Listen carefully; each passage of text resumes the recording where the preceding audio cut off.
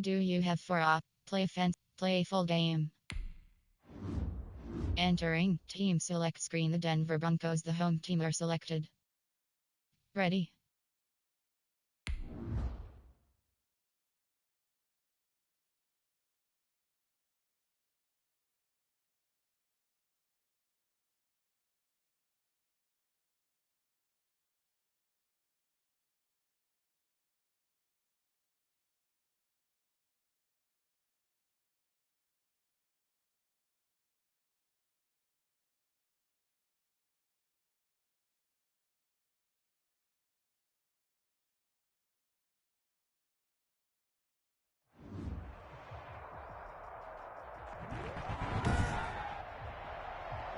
Today, from Empower Field at Mile High in Denver, it's Week 3 of the NFL on EA Sports.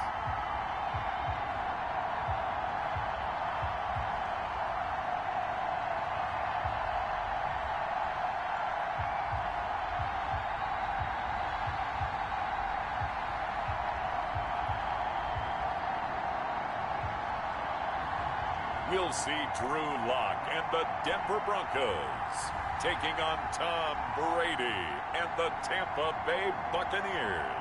We find ourselves at the foot of the Rockies, Denver, Colorado, for this edition of the NFL on EA Sports.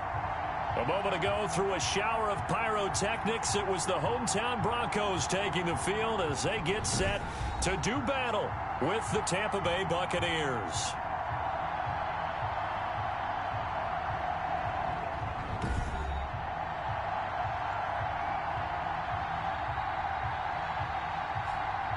And hello again, everyone. Brandon Gaudin alongside Charles Davis. And, Charles, we look at this Bronco team.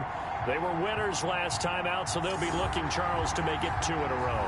And what I enjoyed when I watched their game tape and their victory last week is they put it together in every phase. Good offense, good defense, and some key plays on special teams. Let's see if they can get that second win in a row. On the other side of the field for the visiting Bucs, it's been a great start to the season. Back-to-back wins to begin the campaign. Yeah, you don't want to get too excited. There's still a lot of season to go, but they've come out playing good fundamental football, and that might carry them a long way.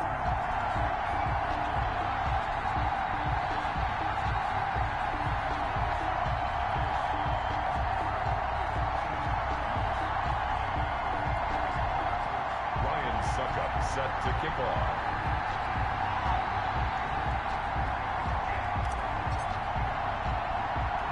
The final weekend of the summer. Hope you're enjoying it wherever you are as we are off and running on EA Sports. Now a crease here as he's past the 30. And they're going to start this drive in pretty good shape as they get it up past the 30. The Broncos offense set to go behind their quarterback in his second season now from Missouri, Charles. It's Drew Lock. I like this guy, and the reason I do, he tends to stay on an even keel, doesn't let too much ruffle him. He will manage the game the way it needs to be managed, take what the defense gives him, and then he can strike at times. Had a touchdown pass. Yes, he had an interception last week, but he found a way for his team to win.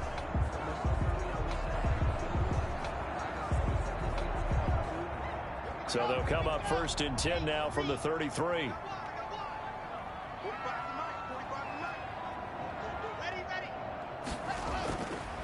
They'll run for the first time with Phillip Lindsay. And he'll work this one up to about the 38. It's a 6-yard gain on the ground, and that'll make it 2nd and 4. Charles, they won last week despite him not running the ball well. They told us need to get him going. Runs like that help. And they talked to us about leaning on him because, as you noted, last week they didn't have to. Still won the ball game. They leaned on other people to give them the yardage that they needed, but they really want him to be that guy, and that's what they're doing early in this game.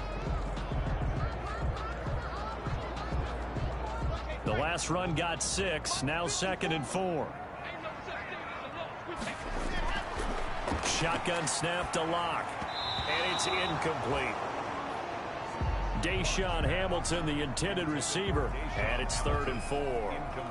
And this one incomplete. Threw it down at the feet of his receiver.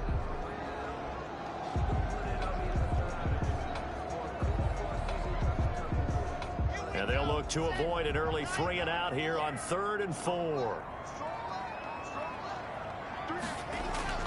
From the gun, it's Locke. And the throw there going to be incomplete. So the defense able to get off the field here on 3rd down. And it's one of the goals of the game. They've got to be effective on passing downs. It's one of the few things defenses chart. How did we do on 3rd down? That's a nice start for them in this one. On 4th down, here's Sam Martin on to kick it away. Back deep, Jadon Mickens. He'll send this one into the mile-high air, and it's a good one. Taking it about the 16.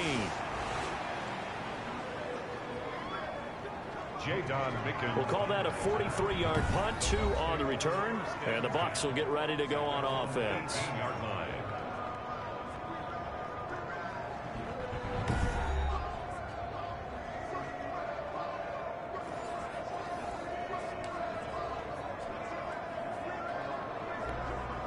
So from inside the 20, here's 1st and 10 at the 18.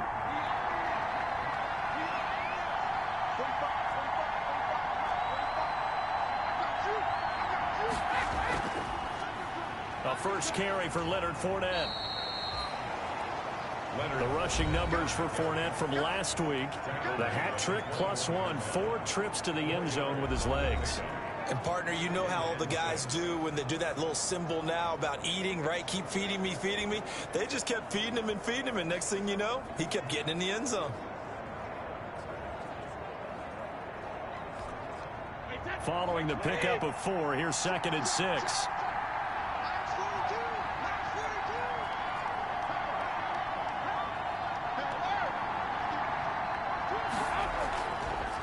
Here's the first carry for LaShawn McCoy. And he'll get to the 29-yard line, brought down there. 7 yards there and a first down. Oh, he's got it going early in this one. That's the Shady McCoy. That's vintage right there, right? Breaking tackles, creating explosive runs. And if they don't take care of this early, look out. This guy's going to have a big, big day. You know where he got that nickname Shady, by the way? I know you're going to educate me on it. Help me out. Mama gave him that name when he was a youngster. And if Mama named him Shady, we're going to call him Shady. Absolutely.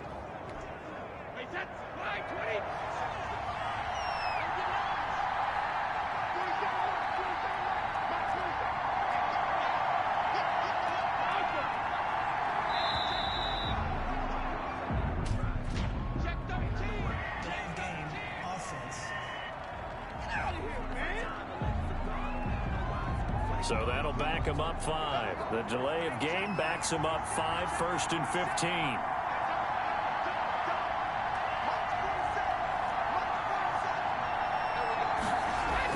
After the penalty, it's Fournette. And flags come in as he gets forward for about 3 yards. Now let's check on the call.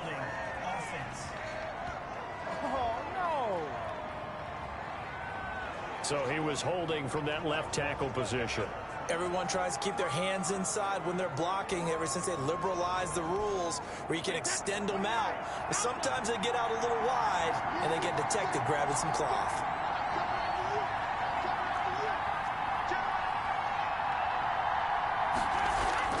Working from the gun, it's Brady. Quickly to Gronkowski, that's caught. And they'll bring him down at the 27-yard line. Call it a gain of 12, but of course not a first down due to the previous penalty. But the Brady-Gronk connection, certainly something to watch here with the Bucs in 2020. Of Tom Brady's 541 touchdown passes coming into 2020, Gronk's 78 were the most of any receiver. Behind the chain, 2nd and 12.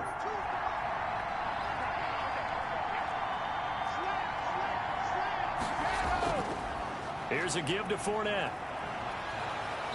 And he'll be tackled at about the 35.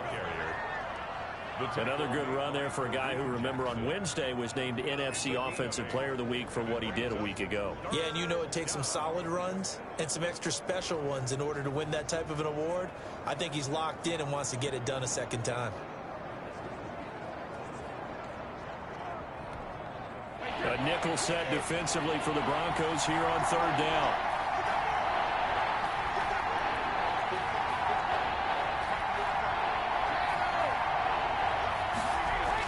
Here's Brady to throw. He gets it into the hands of Gronkowski, complete. And he will have a first down here at about the 40. Brady to Gronk, a familiar ring to that one, and it's a Buccaneers first down. That throw's not going to get them a whole lot, but that really didn't matter, did it? They got what they needed on that throw. Picked up the first down, and I'm going cliche here. Game of inches, partner. Absolutely. And you talked to me a lot about opening drives, how key those are to set the tone. You kept the drive alive. Third down conversion here is big.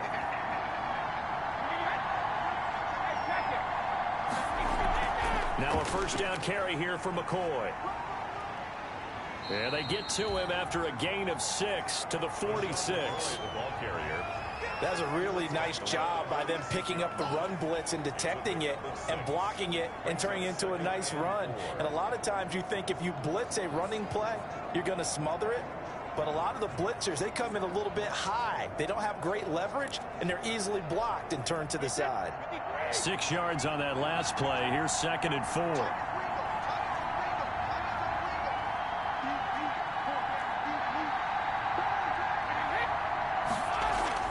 They fake the handoff. Now Brady.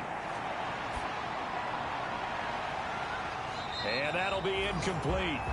Took a pretty good shot as he tried to pull that one in. Couldn't hang on. Third down.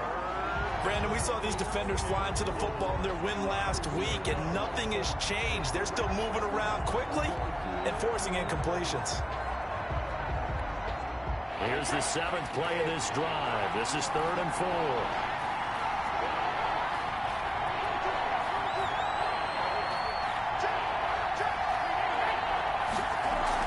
From the shotgun, it's a give to McCoy. Able to power through. And able to pick up the first across midfield to the 47. Bit of a surprise. They ran it on 3rd and medium. Proved to be the right call. 1st and 10. Usually we see runs like this as the defense breaks down later in the game, but this guy is setting the tone early, running through all types of tackles and put the defense back on its heels.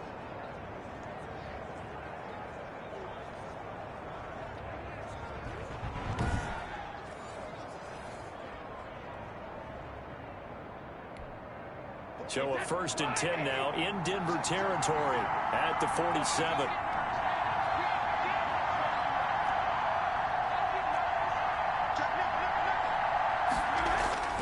Brady now to throw. And they're going to get him. He's taken down for a sack back at the 47-yard line. Great job defensively. I think he was trying to go through his progressions, find someone to get rid of the football. Before he knew it, he was on his back. So that just brings us right back to what you said in the beginning. A great job defensively. Nowhere to go with the football. That led to the sack.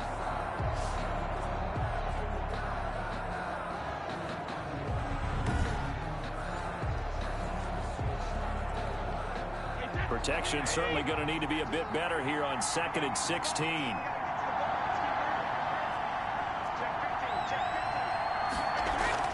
Out of the shotgun, it's McCoy.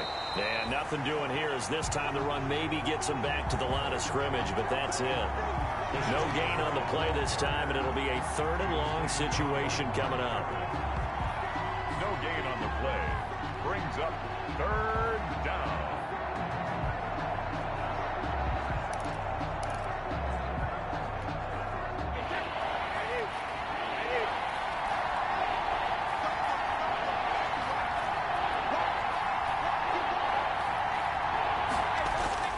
From the gun, it's Brady. It's caught. It's Miller. And they will get this across midfield, but still well short of the first as he's dropped at the 46. That's certainly playing down in distance very well by the defense, isn't it? Take whatever you want underneath, by all means.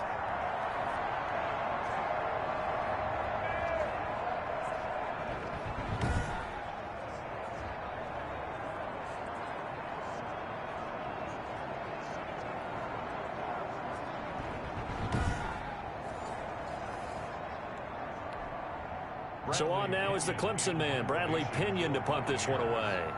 KJ Hamler deep for the Broncos.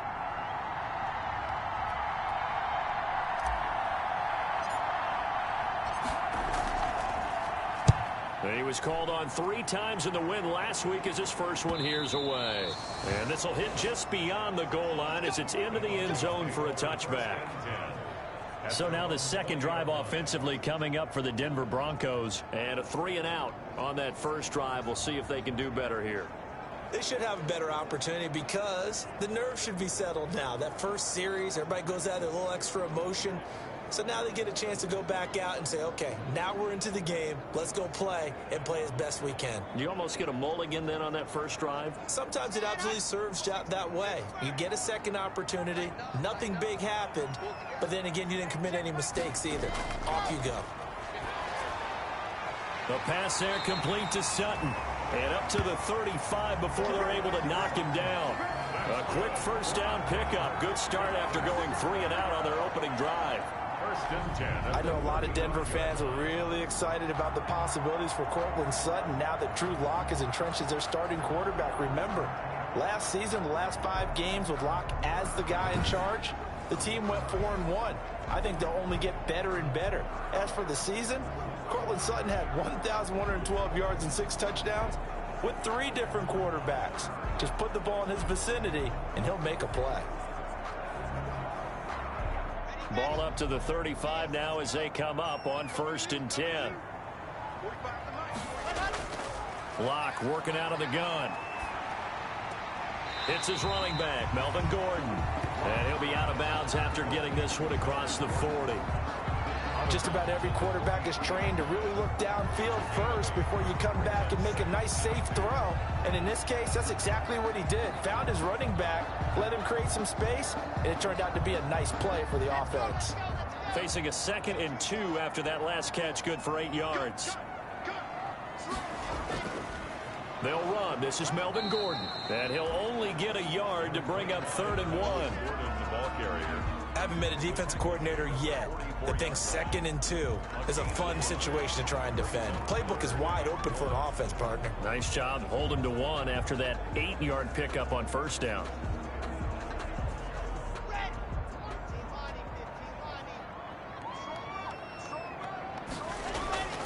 They'll try and run for it with Lindsey. And he's got a 1st down as he's up to the 48. Only 3 there on the pickup, but that's enough to move the chains. I think they like this drive a little bit better there, partner. Running game helping out, picking up some of the slack. Because remember, the last drive, they went 3-and-out.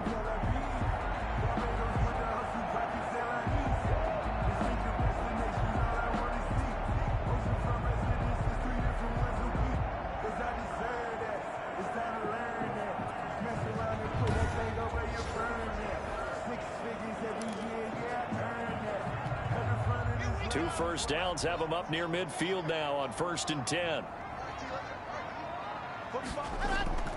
From the gun, Lock. And that is incomplete. He couldn't hold on through the contact. Brings up 2nd down. That's an excellent play by the defender. He diagnosed that one, closed quickly, and helped force the incompletion.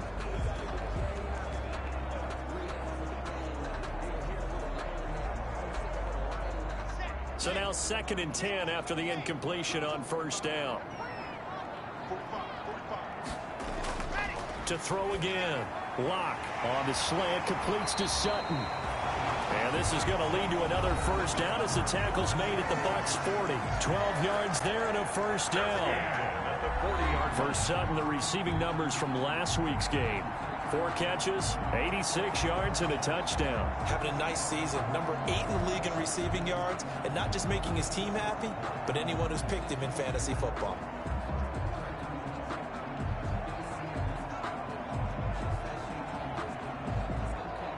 So from Buccaneer territory now, it's 1st and 10, right at the 40. Operating from the gun, Lock. Under pressure, and he will go down. Sacked back at the 46. Ndamukong Suh with a sack. We've seen that a ton since he entered the league in 2010.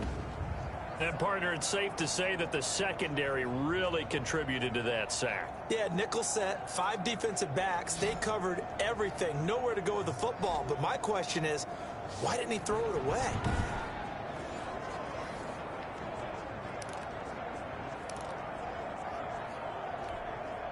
Now then, after the sack, it'll be interesting to see what they have planned for 2nd and 23. Lock on the give. It's Lindsey. And he'll be brought down right on the 50. A gain of 3. Brandon, all things considered, they have to feel pretty good about getting that type of a gain, considering the blitz that they just had against them.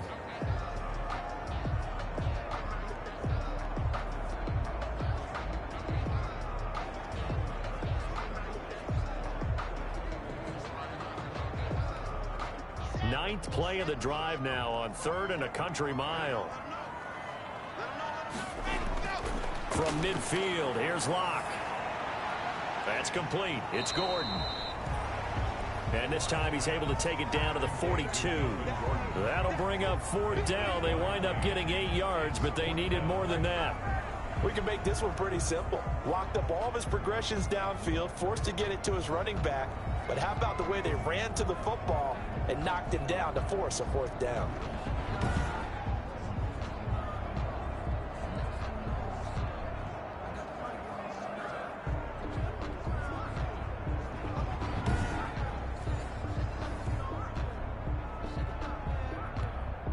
So now they're going to send out the field goal unit to, as they say, fire away from long distance. This will be spotted just shy of midfield, a 59-yard attempt. And I don't think this has the carry. It does not. It's no good, and this will remain a scoreless game.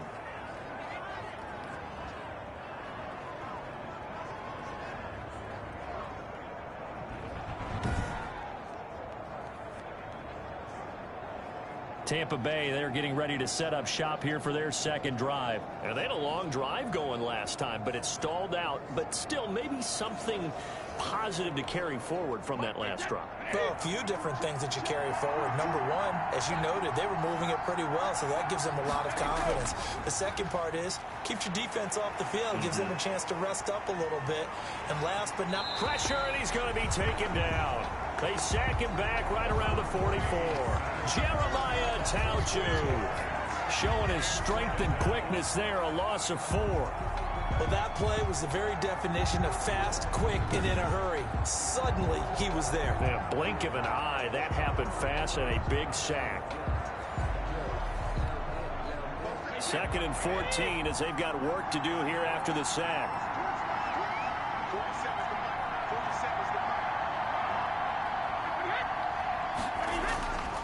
Here's Brady. It's caught by Mike Evans. And he'll take it down shy of the 45 at the 46. They'll wind up getting 10 back there as it'll leave them with a 3rd and 5. Good catch there by Mike Evans, and his ability to get downfield and create big plays is something that Tom Brady hasn't had on the perimeter in the last few seasons. Mike Evans often fools defenders with his speed because he's so long, people think he can't be that fast. But he is, and combines it with terrific hands and makes big catches.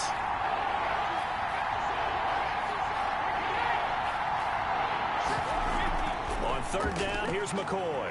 Oh, he's got a little daylight. And past the 35, he'll be dropped a yard or 2 shy of the 30. 15 yards as Tampa Bay picks up the 1st. How best to describe that one? I'd say right down Broadway on that run. A straight ahead running. I think that might be something we see a lot of between the tackles today. Well, he's enjoying things so far here this afternoon. Sees a crease and bursts through it for a solid game.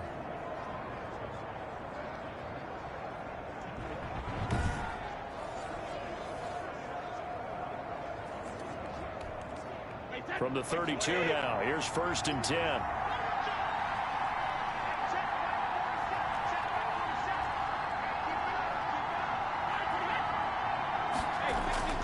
Throwing now is Brady. Under a heavy rush, and down he goes. Marcel Darius flies in at 331 pounds for the sack. And that is the 3rd sack this offensive line has allowed this 1st quarter. Man, that puts him on pace. Let me do the rudimentary math here. To be sacked 12 times in a game, I know he's not going to go for that. I wonder if it's going to reshape what they decide to do on offense in terms of play calling. Well, I can tell you what, when he popped up, shaking his head, frustrated right now behind center. So 2nd and long, and got to be careful not to fall out of field goal range.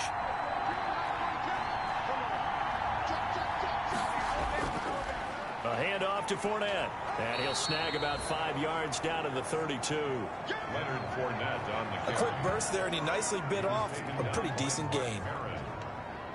5 yards on the play. And it's third down.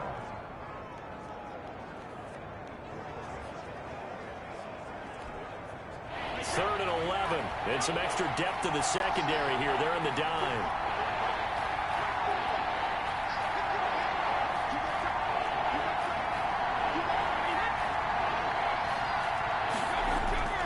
Shotgun now for Brady. He lets this one fly toward the back of the end zone. Godwin's got it. Touchdown, Tampa Bay. 14, Chris Godwin. Chris Godwin, his second touchdown on the season. And the Bucs have taken a first quarter lead. And Charles, the defender, was there. He just didn't get it. Sometimes these plays turn into basketball in a sense, with two guys going up for the football. Which guy's going to box the other away from it and grab it? Yeah, I know you hear it a lot, but it's just the will to get it, right? Oh, without a doubt. The will, as well as some really nice touch on the ball that was thrown. And some talent, too.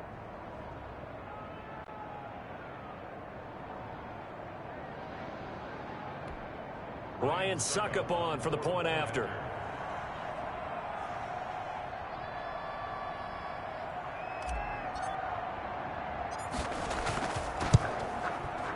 And his kick is no good. An inauspicious start here kicking-wise as this one stays a 6-0 game.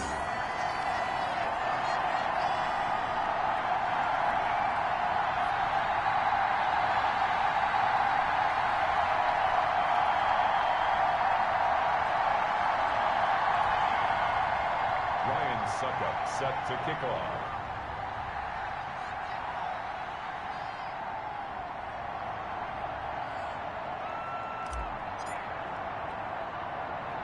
So with the missed PAT in his rearview mirror, he goes back out to kick this one off.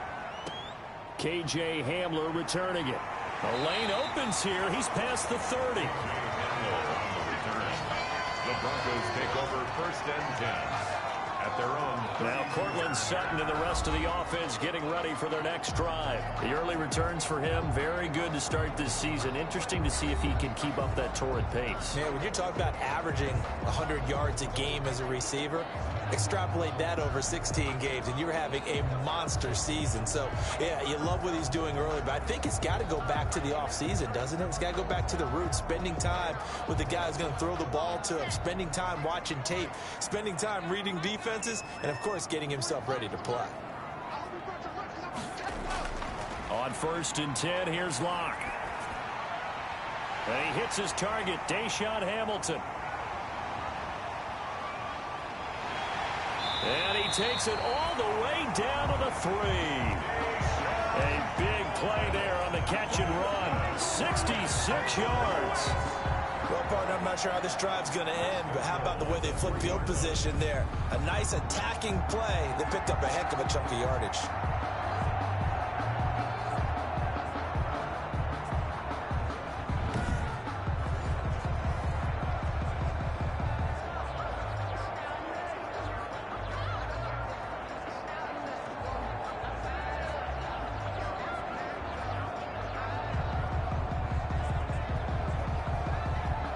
Well, that didn't take long. One play, and we're already looking at a first and goal situation.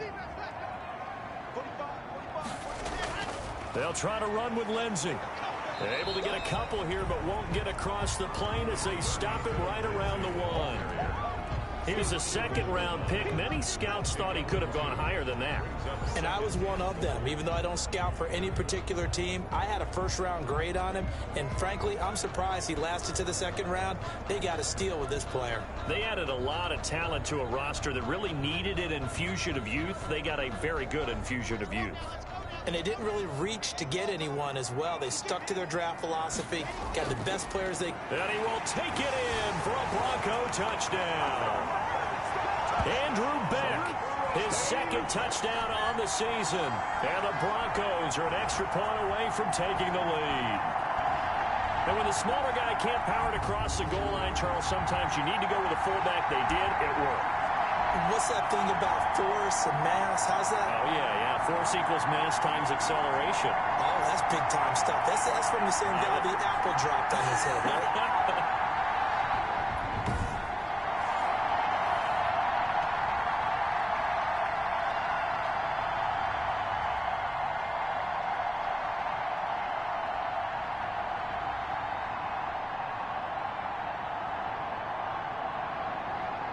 On here, Brandon McManus for the point after.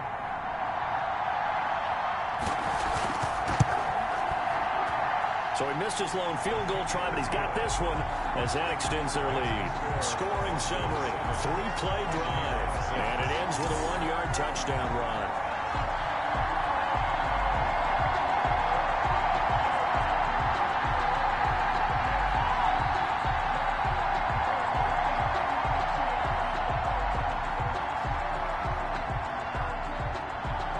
After the touchdown, here's McManus now to kick it away. That'll be taken about a yard deep. And they'll let that one go as it skips through the back of the end zone for a touchback. Leonard Fournette making his way back out there. Last week, what a game. He was knocking on the door for 200. And one of the things I saw come out of last week's game in his post-game press conference, he gave a lot of credit to the offensive line, as you might expect. He also talked about the wide receivers blocking on the perimeter because no big game happens unless wide receivers block as well. And watching film, you showed me he also made people miss. They'll start out on the ground. It's Leonard Fournette fighting through, and he's got space. And he'll be taken down, but not before they work it across midfield. That one 28 yards on the ground. Yes, sir. Leonard Fournette has a well-deserved reputation as a physical, powerful runner. He's going to drop a shoulder and run over people time and time again. I think he uses it to his advantage, though. How about that last run? Set him up, looked like he's going to drop the hammer, but gave a little wiggle, a little shake. And what did he do, partner? Left the defender right there in his wake. So a 1st and 10 now in Denver territory at the 47.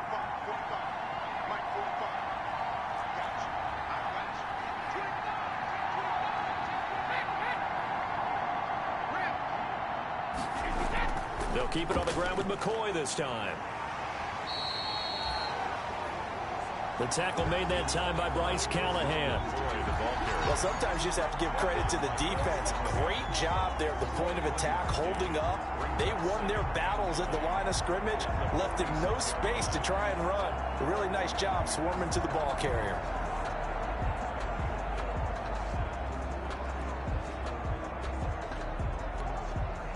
The run only got a yard. Here's 2nd and 9.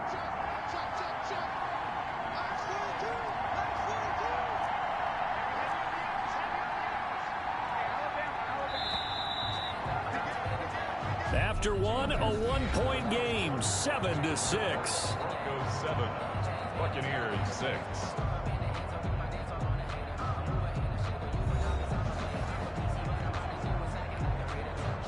Second and 9. 47 is the mark. 47 is the mark.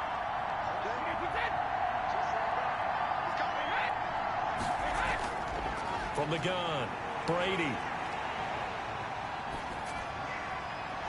Oh, nearly picked. That may be lucky there. This guy doesn't drop many defensively. 3rd down. Jackson on the coverage. It certainly didn't appear that that's where he wanted to go with the ball initially, so he tried to get something out of it by dumping it off to his running back unsuccessfully.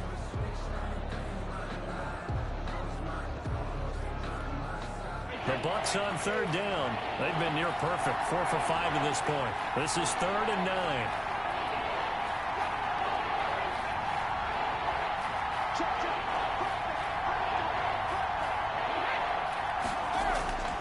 Operating from the gun, Brady. He's got his big tight end, Gronkowski. They stop him for only 3 that time, and that'll bring up 4th down. One hallmark of good defenses is understanding the game, understanding positioning, and tackling immediately in the secondary after catches. I think we just saw that on display right there. Got to him before he ever had a chance to think about turning it upfield.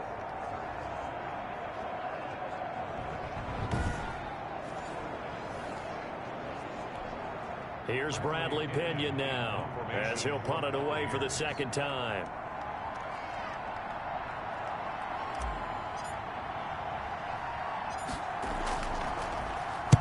Oh, it's a wobbler here. And no one there to stop it. Hits at the 8, but it carries all the way into the end zone for a touchback. So here are the Broncos to take over on offense. They were winners a week ago over the Steelers, and they lead this one as well as they start here 1st and 10.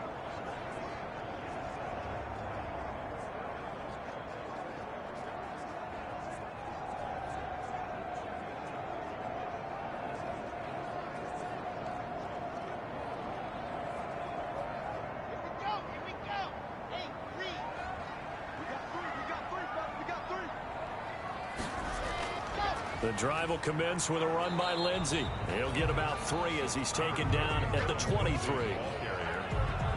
That's just a pile of bodies there, and that's when you kind of find out who's a tough guy, right? Who can stand up and make a play. It was only a 3-yard run, but for both sides, they had to walk away from that feeling like, okay, I can stand up when the going gets tough in here.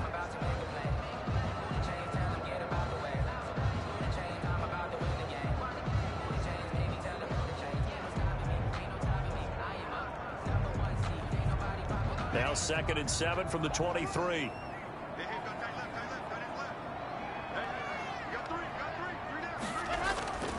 Here's a give to Lindsey. And he'll be taken down right around the 27. It'll be a gain of 5, but still about 3 yards shy of the first down marker, and now it's 3rd down. And there's a run to be happy with. Good, solid yardage. He'll take that anytime you hand the ball to a back.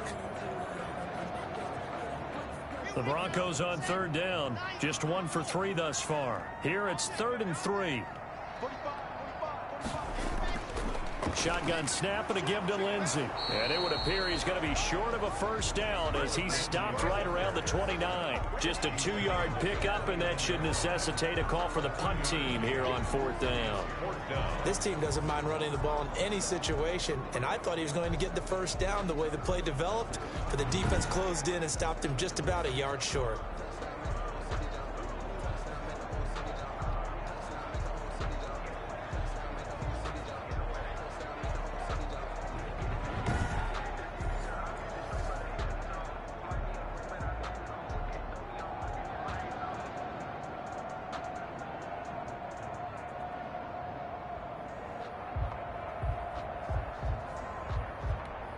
Here's Sam Martin now as he'll kick it away for the 2nd time.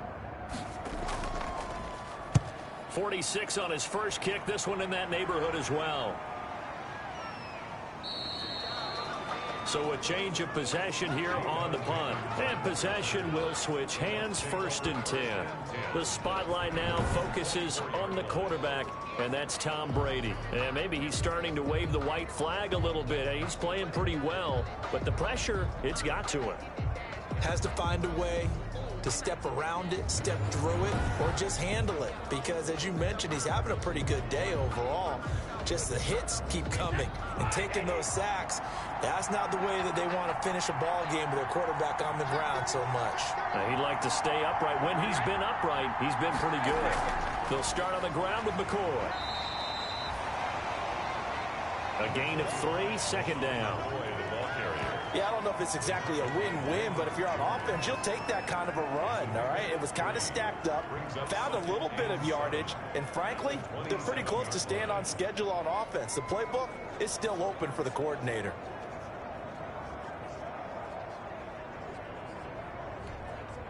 Three yards on that last carry. Here's 2nd and 7.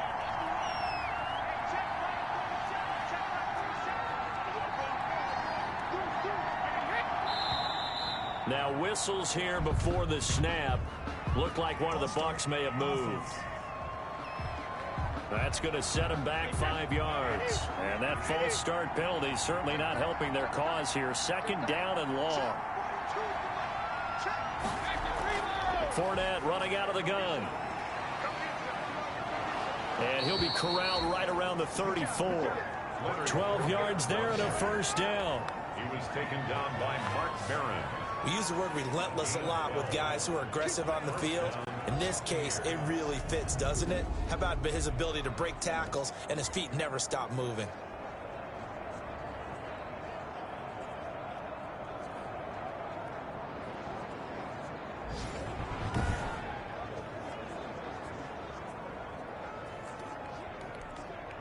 So a good run by Fournette. Now another 1st and 10.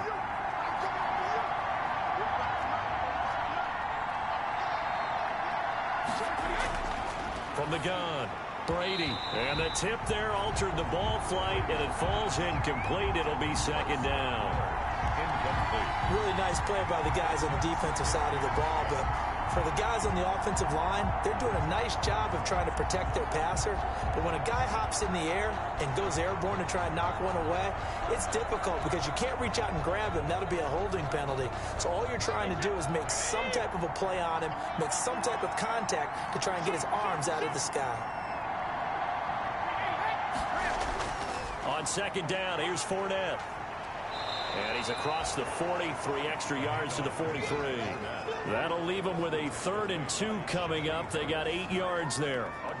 That was a good run, probably right on the edge of breaking into something really big. So the defensive guys right now are talking about, okay, what can we do to slow him down before he truly gets started?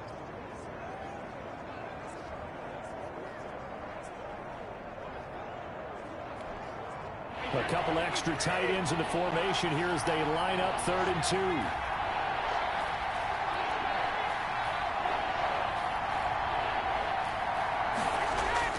They'll try and run for it with Fournette. And he's got the 1st down yardage as he brings this up to the 47. They're able to convert with a gain of 4. I know the game's changed. A lot of people would say it's evolved. Look, I'm a little bit Neanderthal, okay? I love this. No exotic formations, no misdirection. Just line up and run the darn ball, pick up the 1st down. I love it. Yeah, 3rd and short. That's what you're supposed to do. Like you said, old school smash mouth football. A couple of 1st downs on the drive already, as they'll go from the 47 now on 1st down. A give to McCoy. And very little running room there. He did get a couple up to the 49. The tackle made just shy. Oh, that's a real nice job there by the defensive front. They just engaged and held their ground. But how about the guy who made the play? We often talk about whether they take a good 1st step or not.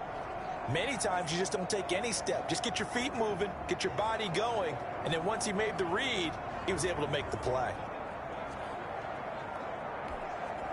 The last run got a couple. Here's 2nd and 8.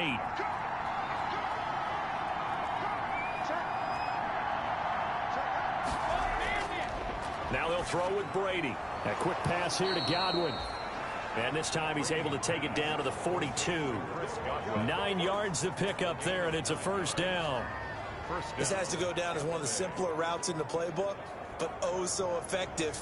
Nice completion there. Keeps the sticks moving.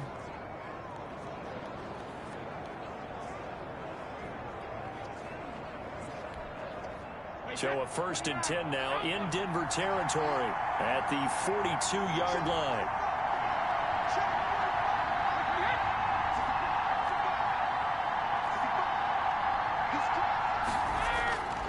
Here's a give to Fournette. Able to push forward for about 4 down to the 37.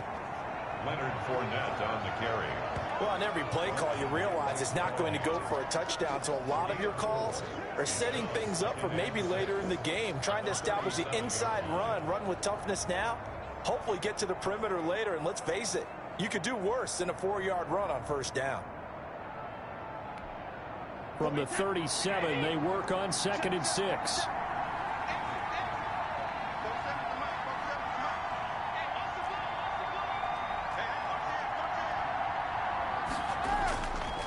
Now Leonard Fournette. And a short gain there down to the 37-yard line. The ball carrier. Not a whole lot there. The defense was ready, it looked, for that run-pass option. You get the sense that next time he has that opportunity, he may keep it himself and get to the perimeter. Probably owes his back a little bit of an apology on that one, huh? The Bucs on 3rd down. They've been very good, 5 for 7 thus far. This will be 3rd and 5.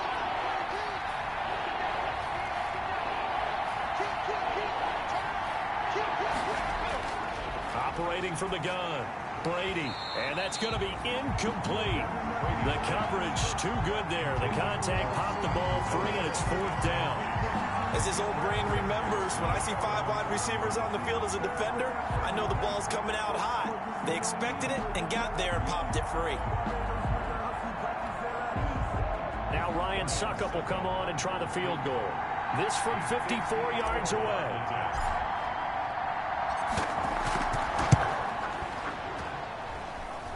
And this is good. He got just enough to clear the crossbar as he drops it in from long distance. And they jump back in front here. It's 9-7. So the field goal there caps what winds up to be an 11-play drive. Well, partner, that's a lot of offense to run there to only get 3 points. So I just wonder, are they going to recycle those plays because they were successful in getting 3? Or do you go to another section of the playbook trying to find ones that get you into the end zone, get you 6?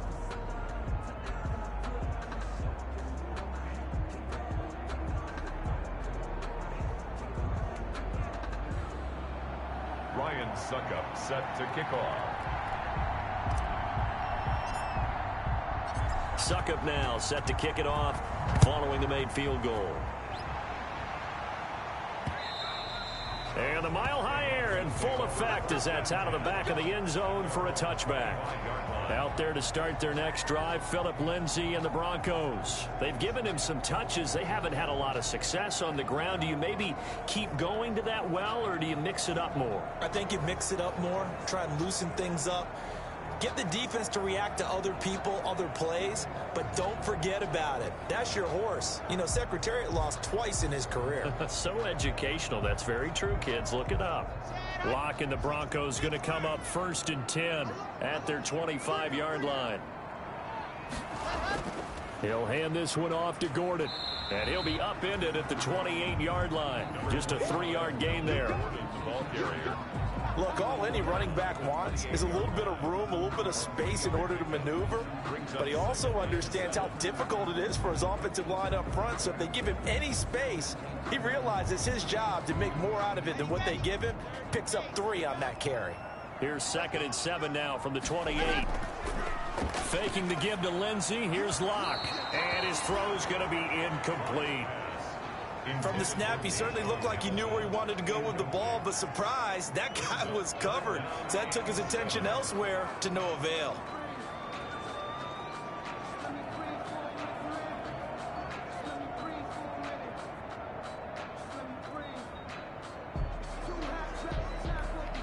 The Broncos on 3rd down. They've only converted once in 4 tries. This is 3rd and 7.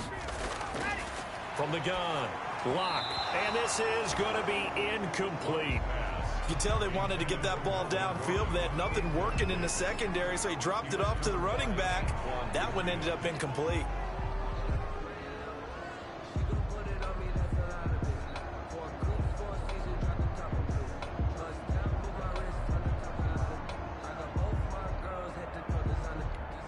Here's Sam Martin now as he's on to punt for Denver.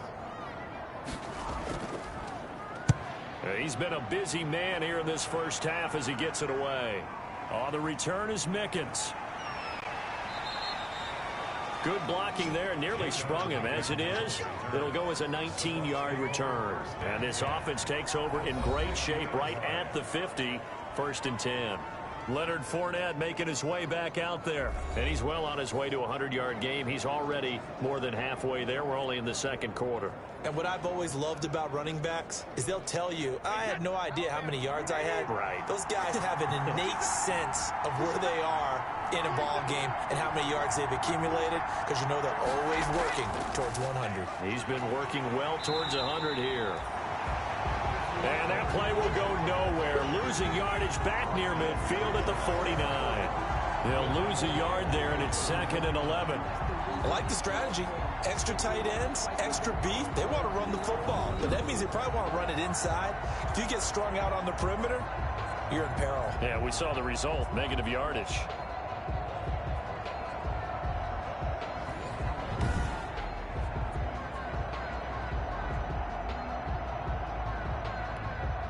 A loss of a yard there to start out. That leads to a 2nd and 11.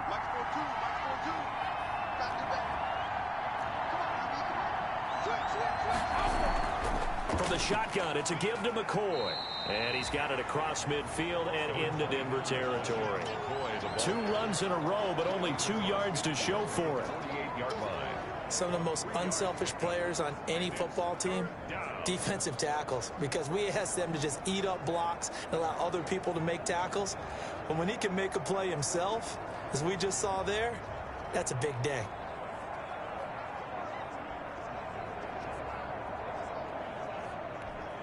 The Bucs on 3rd down. They've had good success, 5 for 8 to this point. This is 3rd and 8.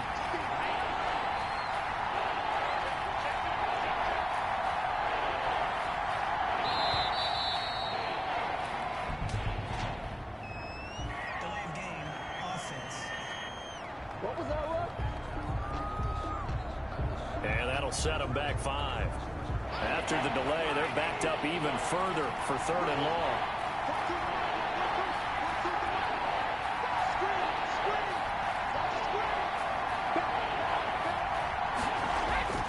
Operating from the gun, Brady. He's got Evans. And he takes this one down almost all the way to the 30. A big play there as they get the conversion on 3rd and 13. That time a slant, Brady in general on those quick hitters, he just releases the ball so fast. He does, and he's so accurate, but most of the time, he wins before the ball's even snapped by his pre-snap read. Finds out where the defense is and delivers it to the proper place.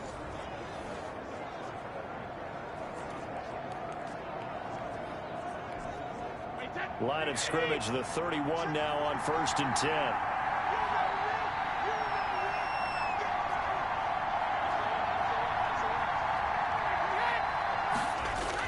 10th carry now for McCoy. About 3 yards there to the 27. Offside, defense. Well, we looked at each other right when he flinched. We knew that that flag was coming. Yeah, offsides, easy call, mark off the 5, and keep it moving. Following the penalty, it's 1st and 5, and you got to think offensively, all kinds of options.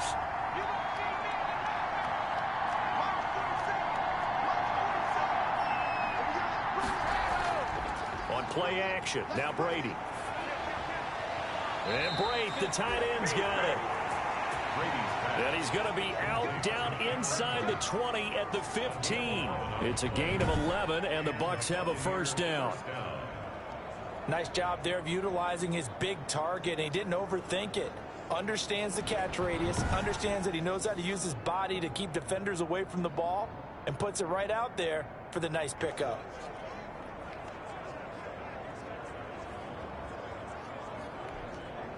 Line of scrimmage, the 15. It's 1st and 10.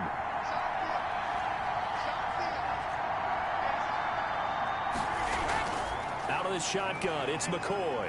And the result here, a pickup of 8. Leaves him with 2 to go on 2nd down. You know what really fires up offensive linemen? When the guy that is carrying the ball behind them can create his own space and break a tackle along the way. 7-yard line.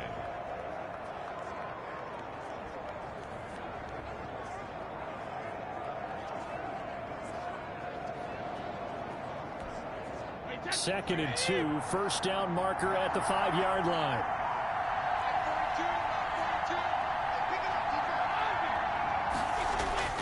They keep it on the ground. This time it's Fournette, and he'll be brought down here at the 3-yard line. 4 yards on the play. That's going to lead to 1st and goal. Not too many more ideal situations at 2nd and 2 in order to try and pick up a 1st down. They ran it and picked it up.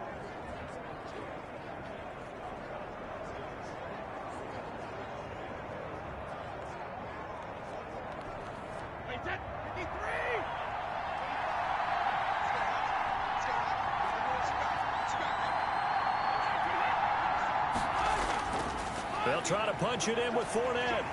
And they'll get him down just shy of the goal line at about the 1. It's a gain of a couple, and it'll be 2nd and goal.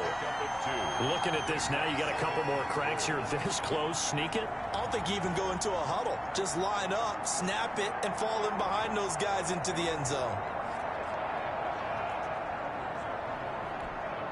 Second and goal from the 1.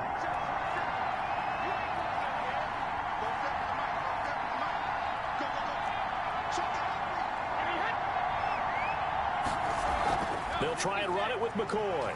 And he'll take it into the end zone. Touchdown, Tampa Bay. LaShawn McCoy, his second touchdown on the season. And the Bucs are going to add on to their lead. A solid blocking up front from the guys on the offensive line allowed him to get in for the touchdown. Yeah, some might say that the guys on the offensive line were in concert. I used to have a coach who called it marrying up. Meaning, when you get on a guy, you just stay right there, and each guy has his own assignment. That allowed the runner to make the big move towards the end zone. And now Coach Bruce Arians has made the call. His guys will go for 2. 45, 45. Mike, 45. I got it. Check safety. From the gun, Brady. And this one incomplete. So they went for the 2. They don't get it. Keeps the score. Buccaneers. So unable to throw it in for 2 from the 2. Let me ask you, as a former DB, what changes there around the goal line on a 2-point conversion as far as how you're defending it? You just make sure you never back up and you never retreat. You establish yourself really on the line of scrimmage, put your heels on the goal line at worst, and if they're going to throw the ball, make them throw it over your head because they're going to run out of space because of the back of the end zone. Never let a guy catch one in front of you.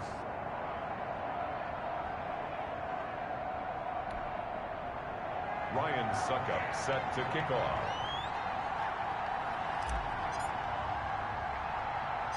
Now it's Ryan Suckup on after the touchdown to kick it away. Hamler now to return it. Oh, a good-looking return set up here. The Broncos take over 1st and 10 at their own 30. Here's the Denver offense now as they get set to take over here. And they're coming off a 3-and-out, my friend. I think they've got to look at that play sheet and go to a spot that they haven't gone before. Time to shake things up a little bit to try and get this offense moving. Okay, so how do you do that? How do you shake things up? You look at what you've called before, realize it hasn't worked Go to so something well, else. and maybe try and find one of those special plays from one of your better players, and maybe try and hit something big and get things going in the excitement area. Locke and the Broncos going to come up 1st and 10 at the 33-yard line. Throwing on 1st down, but this one winds up to be incomplete. Cortland Sutton, first-time Pro Bowler. He was the intended target. And now it's 2nd down. But the passing game right now for them, not overly impressive. Last week he hit on right at 50%. This week he's under 50%. And it's not just on him. Protection, a few breakdowns along the way. That's made him get off the spot. Receivers not getting their way open downfield. The coverage has been awfully tight. They've got to all get together and find ways to make this passing game get in gear. Pass interference. Defense. So the contact came before the ball got there, and the flag is thrown. Timing is everything, isn't it? And it's so hard to cover these great receivers. They have such great body control, and they can fake you out. In this case, as you described, got there before the ball got to the receiver. Penalty flag had to come out.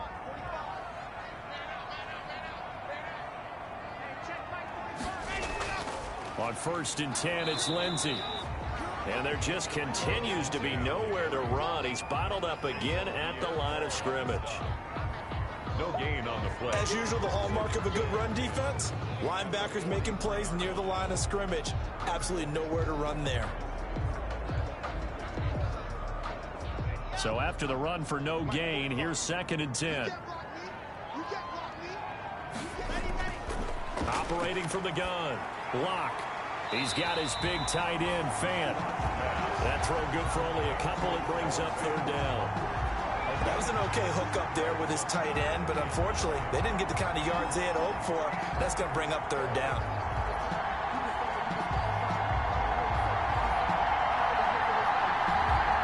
The Broncos on 3rd down. Just 1 for 5 to this point. This is 3rd and 9. Shotgun snap to Locke. And that one one drops incomplete as he got popped as he was throwing it. Incomplete on the throwaway. Putting pressure on the guy throwing the football is always good, but when you can couple that with contact on him that leads to an incompletion, as we just saw there, that's winning football.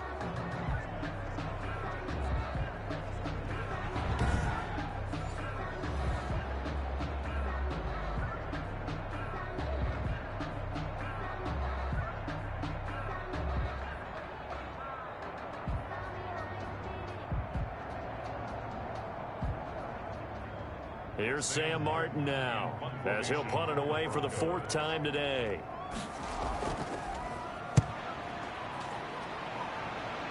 And this will carry out of bounds. Where are they going to spot it now? At about the 18-yard line, it looks like. 18-yard line. Leonard Fournette making his way back out there. He's been good. His guys are winning. So far, the recipe working here in the second quarter. He doesn't like to just tote the rock. He wants to carry his team on his back, and that's what he's done throughout this game. Yeah, he's done that. He'll be hoping to continue that trend.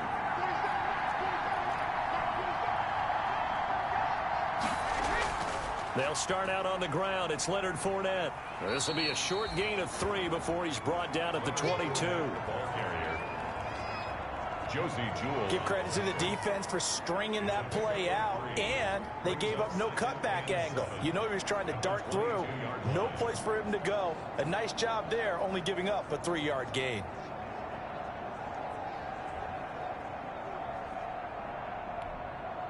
The last run got 3. Now here's 2nd and 7.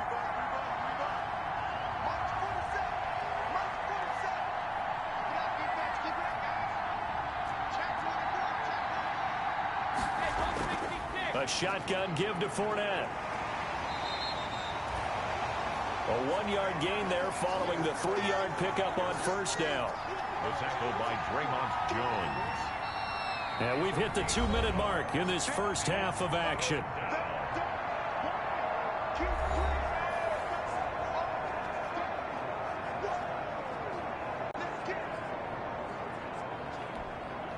Coming up at halftime, I'll go from one personality, that's you, Charles Davis, to another one in Orlando, the coach.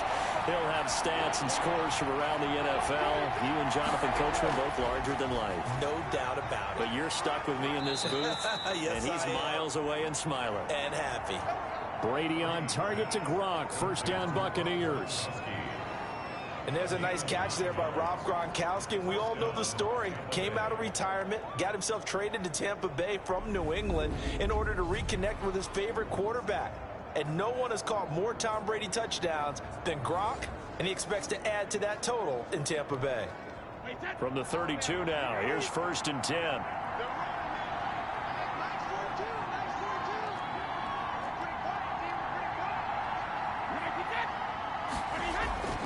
From the gun, Brady. It's complete. He's got Gronk. And he'll be brought down right around the 37. 5 yards on the catch there, brings up 2nd down. 2nd and 5. Well, they're unable to convert that into much, but it's never a bad idea to try to get the ball into a tight end of his caliber's hands and see what kind of disruption he can cause.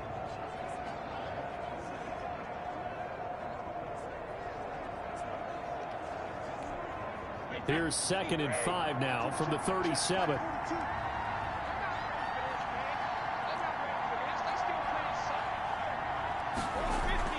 A handoff to Fournette. And tackled down after a gain of 3. Leaves him with 1 yard to go on 3rd down. He was taken down by... Let's give a lot of credit to the offensive line. They've been able to move the ball really well on the ground the entire game. And while that wasn't a huge one, that's okay. They'll take them in short, steady bursts.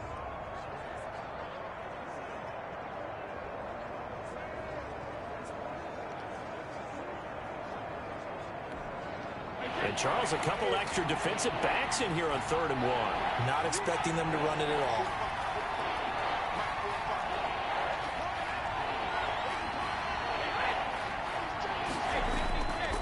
Now Fournette. And he's taken down at the 43, but not before picking up the first. The ball carrier. Now the offense going to use the first of their timeouts, as the clock will stop with 18 seconds to go in the first half. Down Buccaneers.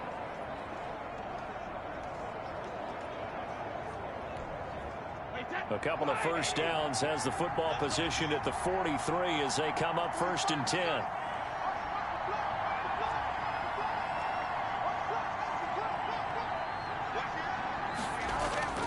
Now a play fake. Brady. And taking it across midfield and inside the 45.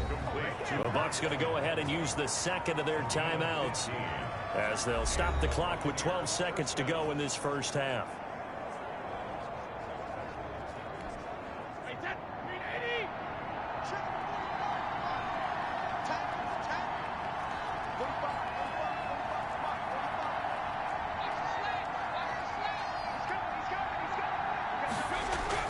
Brady now on 1st down.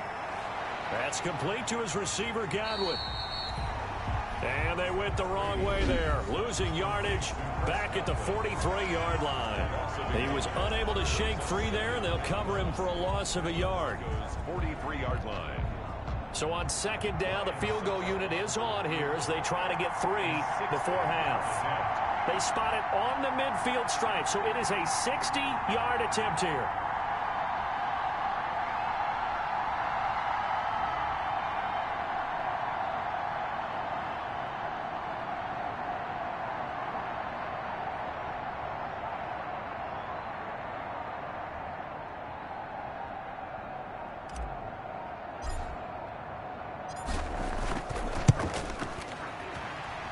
And that one's not going to get there. Not enough juice. An ambitious effort, but it's well short. So we have reached halftime here in what's an 8-point game. As we send you on out to our studios in Orlando, here's Jonathan Coachman at our EA Sports Halftime Report. All right, Brandon, thanks. And welcome in everybody to our EA Sports Halftime Report. Time for a look around the NFL here in Week 3 of the new year. We'll get started over at Mercedes-Benz Stadium in downtown Atlanta.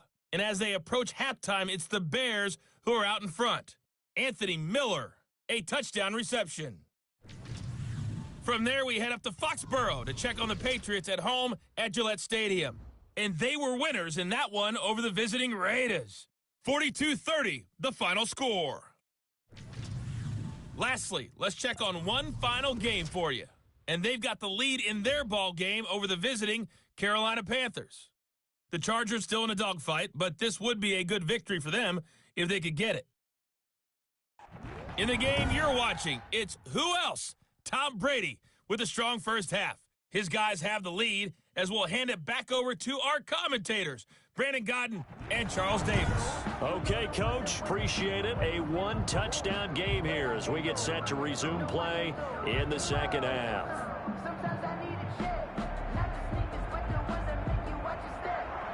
The Bucs with a lead, and they'll get the football first as the second half is underway.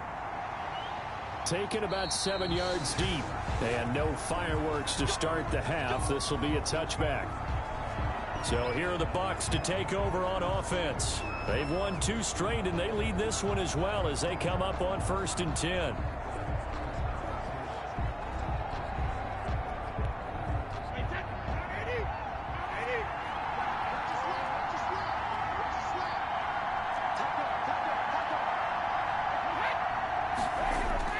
Second half beginning with a run from Fournette. And he's upended after a gain of 2 out to the 27. Well, any lane that might have been open there was closed pretty quickly, and that was because the defensive front, they won that battle at the point of attack at the line of scrimmage. They used great leverage, held their spot, and stacked him up.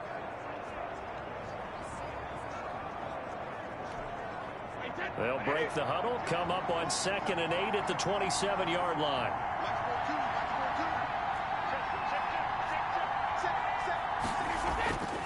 Now Brady. And that is incomplete. A lot of force bearing down on him there. He could not hang on. It's 3rd down. Normally being a big-bodied receiver plays to their advantage downfield. Go up and make the catch, take the hit, and pick up yardage. But in this case, the hit was timed really well and popped it free from his grasp.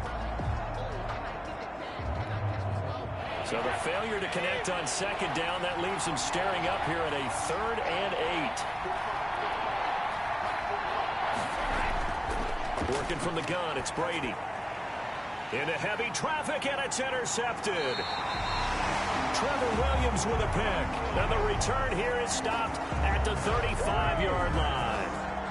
That is just what this defense was hoping for, an interception on the opening possession of this third quarter. Obviously didn't want to surrender a touchdown and fall even farther behind. And we've gotten to know this team a little bit, haven't we? Couldn't you just see their defensive leaders telling the offensive guys, telling the quarterback, don't worry, we got you to start things off. You take it from there.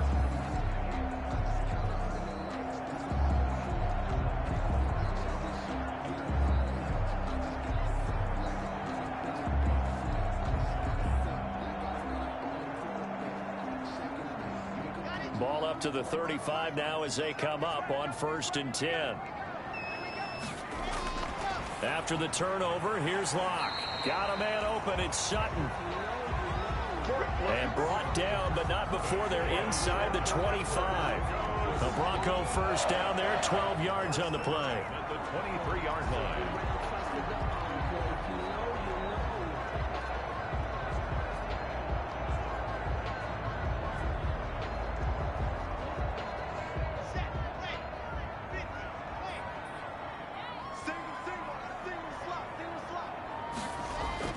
On 1st down, Locke.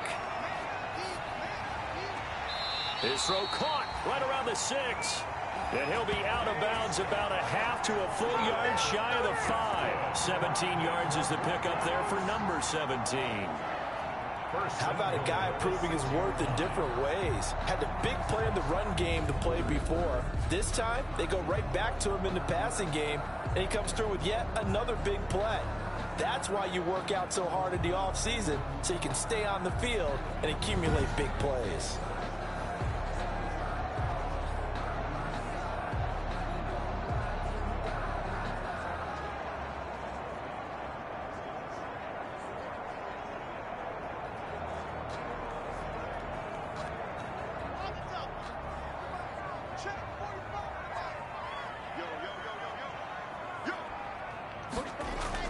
From the gun, it's Locke. And he'll go down. Brought down at the 20-yard line. Credit the sack to Vita Vea. Oh, you know, that did not feel good. Vita Vea with the sack there. And we know he's a big-time presence on the defensive line, especially against the run. But he'll surprise you with his quickness and his upfield agility in order to get to the quarterback. If you're blocking him, it's going to be a long afternoon or evening, a tough proposition.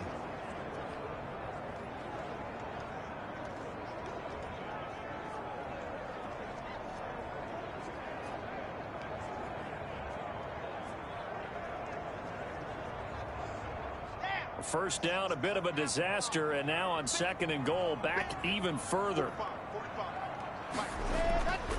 Block on the give, it's Lindsey. And his rough afternoon continues. He's going nowhere again. No gain on the play there, and they're going to need to come up with something better here on 3rd and goal. Brings up 3rd. Sometimes with the running game, you've just got to stick with it. Look, it's the 3rd quarter, no time to panic. But that also doesn't mean you just do it the same way you've been doing it the entire ball game. Maybe change up some blocking assignments or run a few different plays, but stay with the overall essence of the running game. This is the tight end fan. And on this one, he'll get to the 15, right at the 15-yard line. Just a 5-yard pickup, and it leads to 4th down. Noah Fant was a first-round pick in 2019, and he was picked because of his receiving skills. Had 40 catches in his rookie season for 562 yards. Did have 2 games where he topped 100 yards in each of those. Yes, he's still developing as a blocker, but that's not why he went in the first round. He went there for his ability to make big plays down the field. So out comes a field goal team now for the 2nd time here today. The field goal of 32-yard attempt. The kick by McManus is good. Kick is good. And the lead slims to 5 now at 15-10. Broncos 10. So he missed that field goal earlier, but he says not this time. Able to knock it through, give his guys 3. I like his poise. I like his confidence, his belief in himself. Sometimes when you miss that first one, you see a lot of guys sag and they can't make the next one. Not in this case. Stepped right up like a pro. takes this about 5 yards deep. And that'll be a little too hot to handle as it will skip through the end zone for a touchback here. And here we go again with Tom Brady and Tampa's offense. The lead is theirs here in the third quarter, but it's really been the ground game that's been the recipe for success. You mean the spotlight isn't shining as brightly on the guy throwing it? No, it's the man behind him that's had a heck of a game. And that's really okay. That's actually what you're looking for. I mean, your pride tells you, hey, I want to be responsible. I want to throw a bunch of touchdown passes. But when you're able to run the football, typically speaking, your team's doing pretty well. And in this case, they're winning. We'll see if they have balance on this drive. 3 yards on the pickup there, and it'll be second down. Well, from an offensive perspective, that was a tough run because he only picked up 3 yards. But let's flip it over to the defensive side. They now have the advantage. 3 3-yard gains. That means they're punting the ball likely on fourth down. That's what you're looking for when you're playing defense.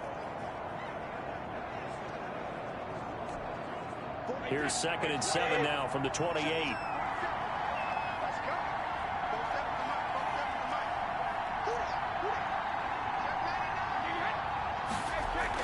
Again, it's Fournette. He'll only get a couple up to about the 30. I know the scouting report on him is that he doesn't possess the eye discipline to be an elite linebacker. What that means is his ability to read, react, and make a play. But on that one, he looked like one of those guys.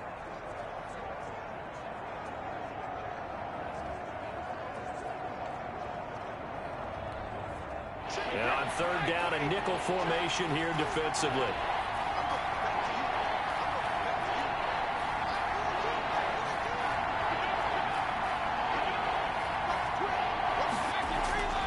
This give is to McCoy. And he's going to have the first down yardage to the 35. It's a pickup of 6 and good enough to move the chains. Well, you certainly have to give a little credit here because they're playing this game now at their pace. This is ball control football, sustained runs, taking their time, and making it work.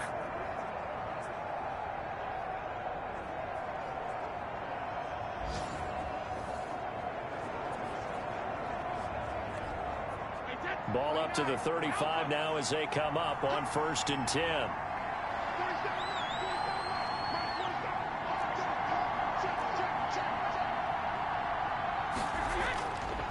This is Fournette. And he slips up past the 45 before being tackled. It's a gain of 11, and the Bucs have a first down. Boy, where would these guys be without his performance on the ground? That puts him over 100 yards now for the afternoon, and I tell you, he seems to be getting stronger as the day goes along.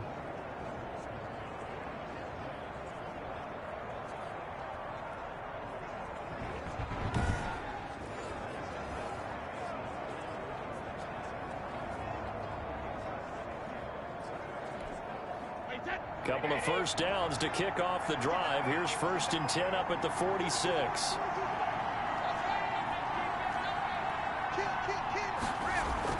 On the run, it's Fournette.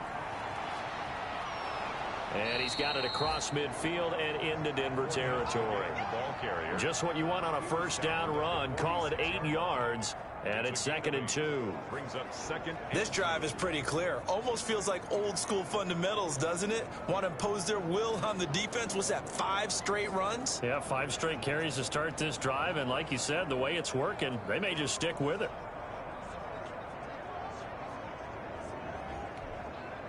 Eight yards the tally on that first down run. Here's 2nd and 2.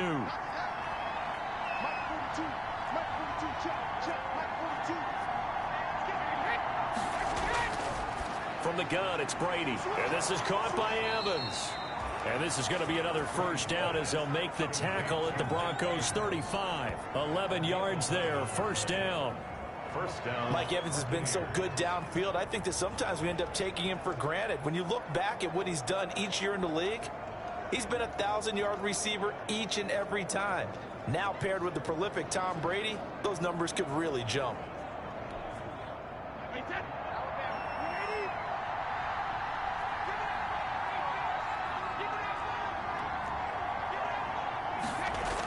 Now a first down carry here for McCoy. And they're able to get this one past the 30 to the 25-yard line. They get 10 more there, and I believe that'll be enough for another first down. It will. Looks to me like maybe there's a little attrition setting in with this drive, because when you see that type of a run, I get the feeling the defense gets a little bit tired. And that's the last thing they need, especially when they look up at the scoreboard.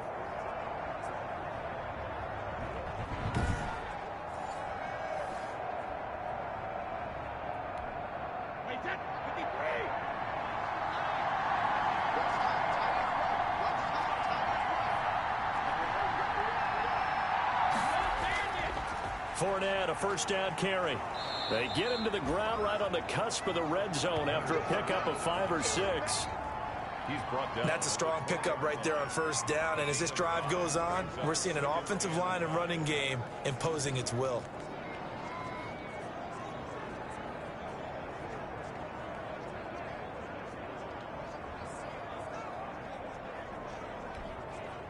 The first down run got 5. Here's 2nd and 5.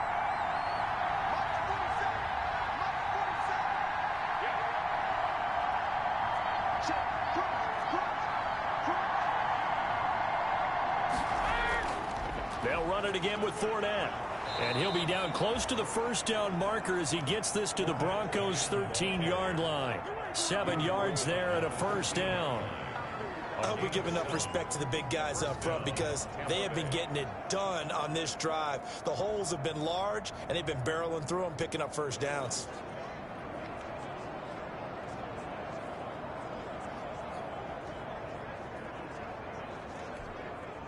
From the 13 now, they work on 1st and 10.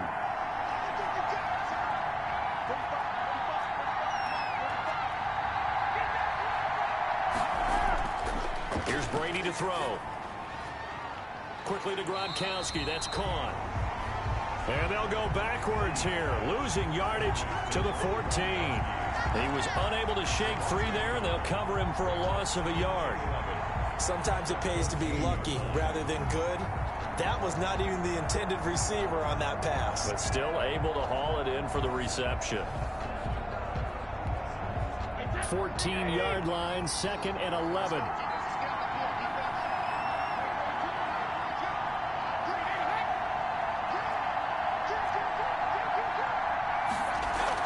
A give to McCoy. And able to surge forward for about 5 yards down to the 10. On a 2nd and long, it's really nice to see an offense that has enough confidence to run the football in that situation. I think that goes back to their practice and game planning. They've seen things that they've seen on tape and in previous games that led them to believe that even in a long-distance situation, they can still run the football and gain enough yardage to put themselves in a good spot on 3rd down.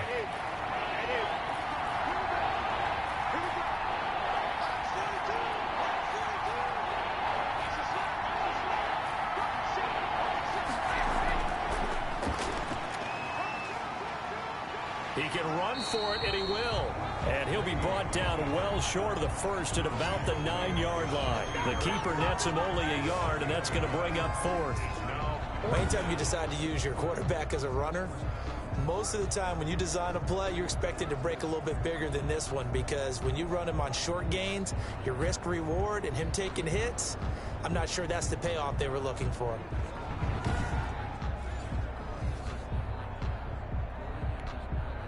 Now Ryan Suckup will come on and try the field goal from the right hash, and this one just a chipping. And the 11-year veteran bangs it through, and that'll push the lead up to 8. Buccaneers 18, Broncos 10. So they get 3, certainly hoping for 6 after a 13-play drive. So you console yourself on defense by saying you did your job, right? If they go 13 plays, you only give up a field goal, you did a nice job there. But here's the other part. 13 plays, you don't force any mistakes, you don't take the ball away. Maybe that's the way they should look at it.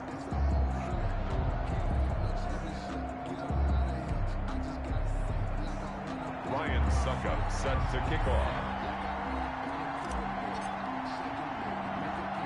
Suckup now set to kick it off following the made field goal. Hamler now to return it. Oh, a dangerous return man showing it here.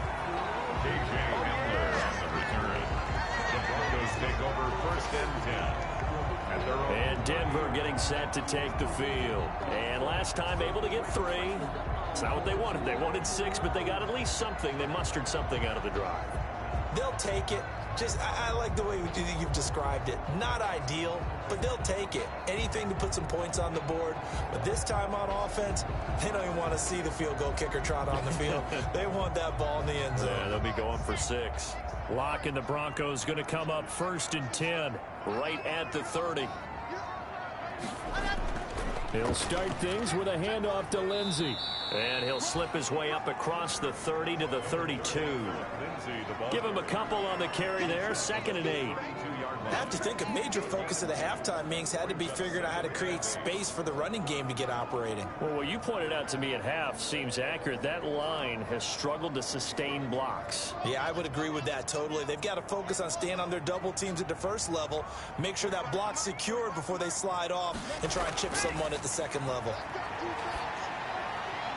Now left side on the swing pass. Now 3rd down is looming. A pickup of 2 on 1st down and just 1 yard there.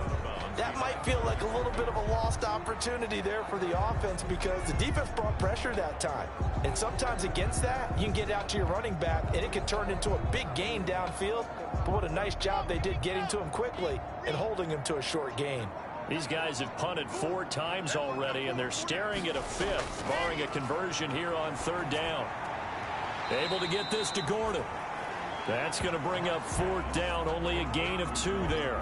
Partner, I think that completion takes the definition of dink and dunk to a different level, doesn't it? It does, and the defense was right there, kind of played into their hands.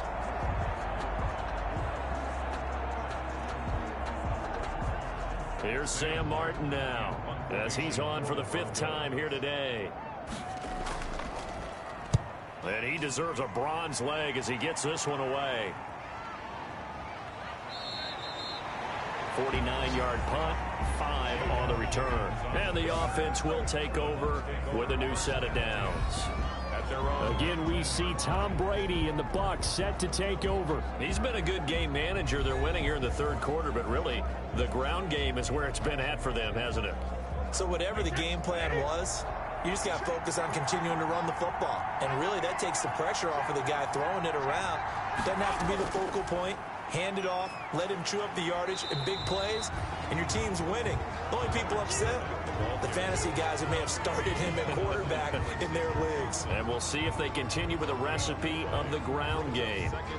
They've called his number a lot this afternoon. You wonder how much tread is left on those tires. We certainly do, but I always think back to one of my favorite coaches in the NFL, and he used to have a meeting with his running backs every year in the offseason and say, look, as many times as you're going to carry the ball, you should be able to carry it one more time, so make sure you get in shape. Now Brady throwing on 2nd down. He completes it to Evans. And he'll be marked down at the 26 with a gain of 7. They get 7 out of that, so they're left with a 3rd and 3. They like going to him in the slot. He catches another one. I think this comes under the heading of until they stop him, why not go back to him? He has something going really well. Great working relationship with the guy throwing the ball, and they keep making the connection. A 2nd down completion got him 7. Now here's 3rd and 3.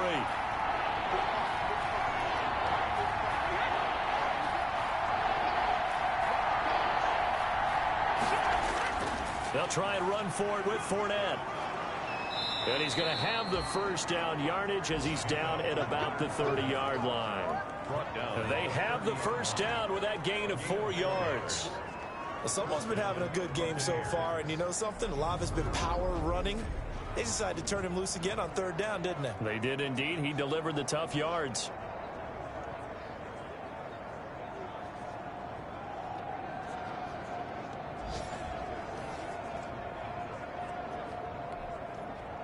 So 1st and 10 now from the 30.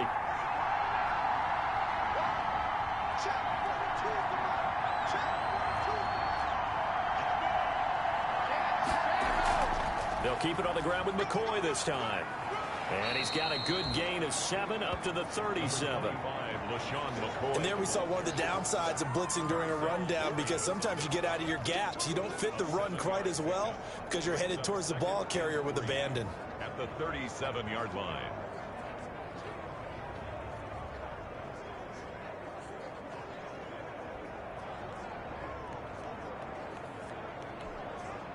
A good run got 7 on first. Here's 2nd and 3.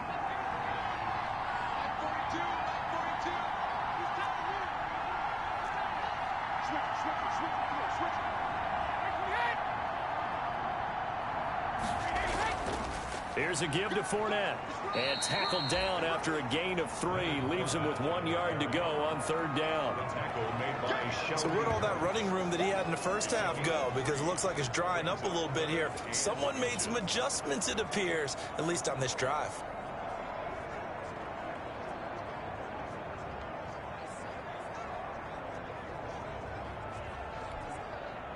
Oh, it's a nickel set here defensively on 3rd and inches. Still want to be prepared for a pass.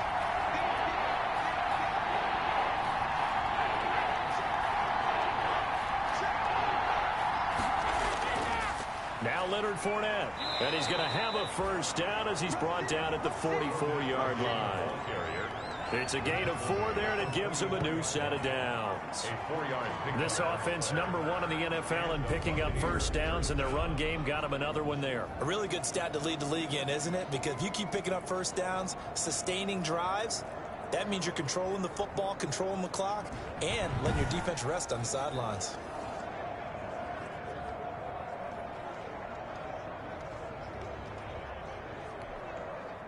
Under a minute to go in this 3rd quarter as they come up 1st and 10.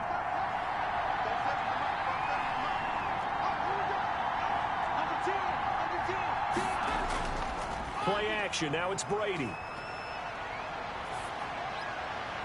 And nowhere to fit that football in. It's knocked away and incomplete. A.J. Bouye, the fine cornerback, there to make the play defensively. So many times when we talk about coverage, we're just about a defender running with a receiver, but a big part of it is understanding where the football is, finding it. In this case, when it arrived, it wasn't a surprise, and he was able to bat it away. 2nd and 10 now. 3rd quarter action in Denver.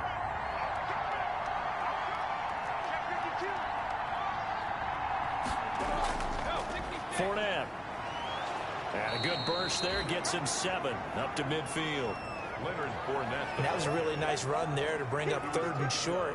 After the incompletion on 1st down, it's awfully nice to have a running back that you can hand it to and put you back in a good situation.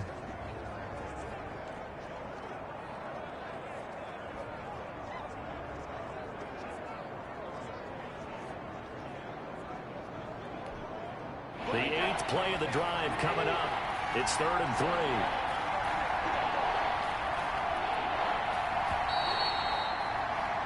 And that is going to do it for this 3rd quarter of action. We'll return with more after this. This is the NFL, and it's on EA Sports.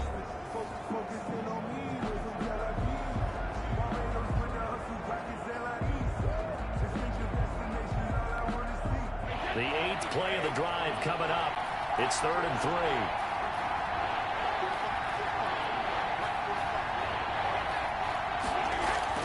They go now to McCoy. He's seen a ton of action this afternoon.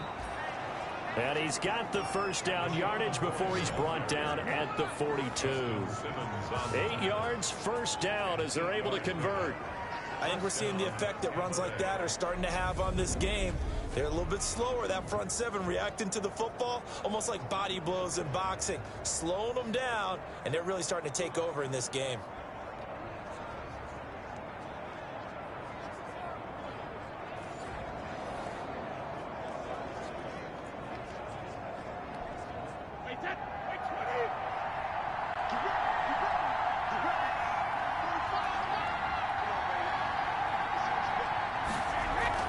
And they'll keep on the ground with McCoy. And he gets it down to the 32. McCoy again, the ball carrier.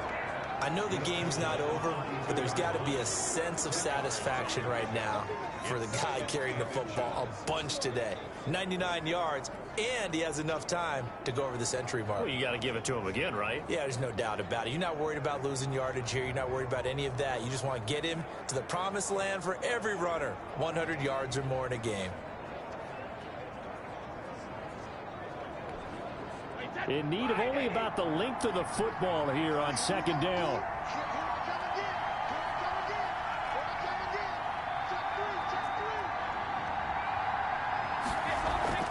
They fake the handoff. Now Brady.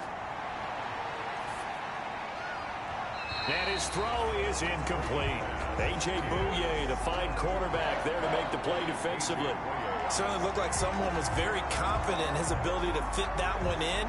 I would say he was overconfident because there wasn't a whole lot of separation there. Had that one covered pretty well downfield and knocked it away. An incomplete pass on second down leads us to 3rd and inches.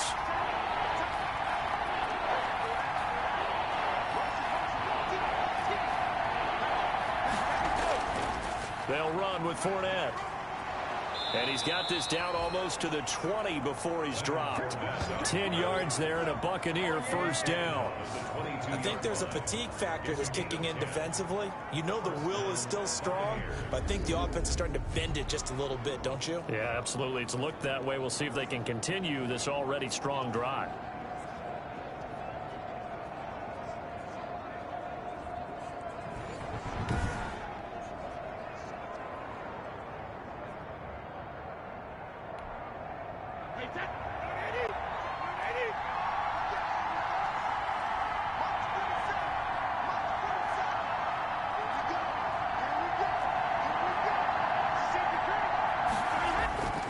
They keep it with Fournette on first down.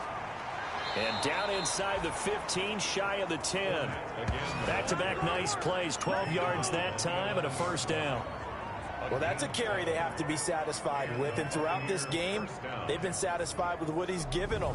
Whenever they've needed a big run, a first down, he's the guy they've turned to, and it doesn't matter what the defense thinks. They feel like they've got the confidence to keep handing it to him and keep picking up good yardage. Now a 1st and 10 at the 11. A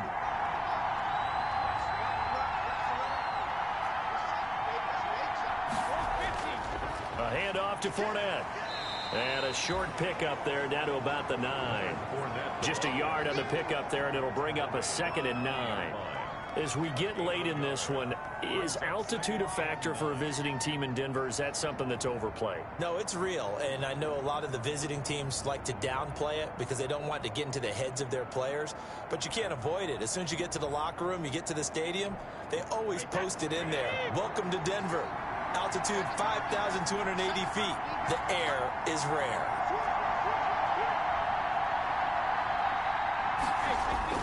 On second down, here's Fournette. And a nice pickup there. He gets about 5 down to the 4-yard line. Frustrating for a defense, energizing for an offense. Finding a way to create that type of yardage in your running game, that'll make the guys carrying the ball very, very happy.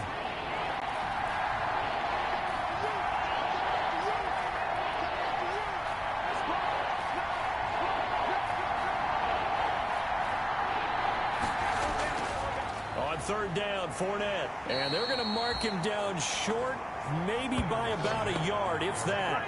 It's a pickup of 3, but it brings up what will be an interesting 4th and 1. So many things go into making a good play on defense. In this situation, just not being blown out of the way was a big start, and then a nice tackle to finish things off.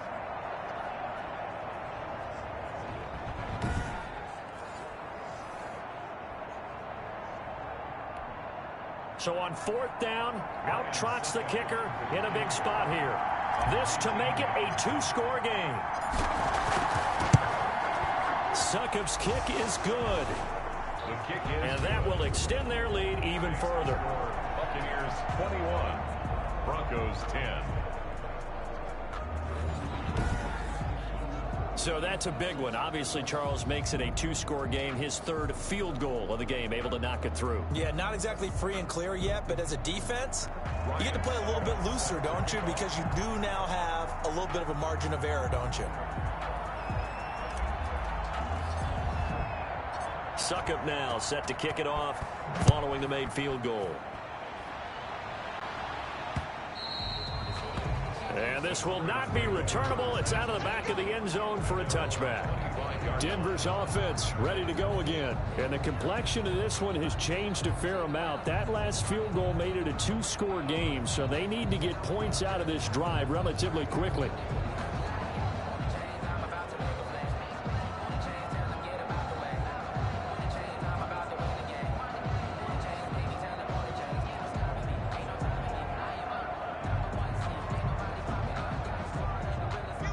And the Broncos going to come up 1st and 10 at their own 25-yard line. He'll throw from the gun. Going underneath for Gordon. And they're able to get this one across the 35. Right off the bat, it's a first down to start the drive, 12 yards.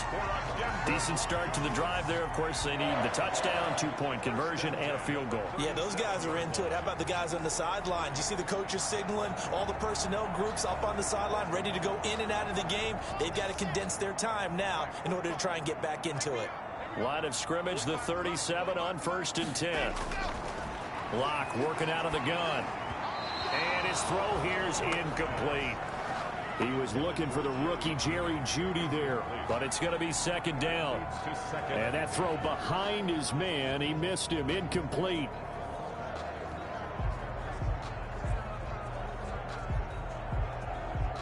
Line of scrimmage, again the 37 as they line up 2nd and 10. Throwing again. Locke, left side here, that's the tight end Fant. And this winds up a pickup of 2, maybe 2.5 to about the 39. They do get a couple, but they'll be left staring at a 3rd and 8 coming up.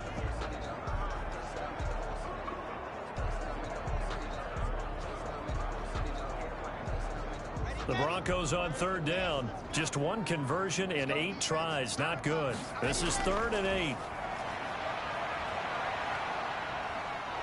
And down he goes, a Buccaneers sack. Ndamukong Suh able to get in there for his 2nd sack of the afternoon. And we say it all the time, have to be able to get rid of the ball sooner than that. You have to help your offensive line out. They're going to protect you as best they can. And if you're getting 3 to 5 seconds to throw the ball, they're doing a really nice job. But when you hold it and give up a sack, you're really almost discrediting their work.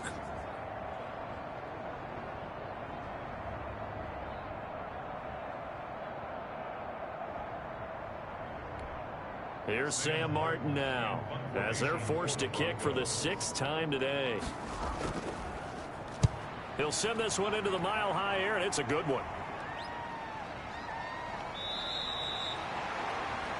42-yard punt, 6 on the return.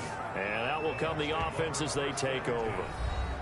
Back now comes Tampa Bay. They've got a chance now to put this game away following that last defensive stop and punt.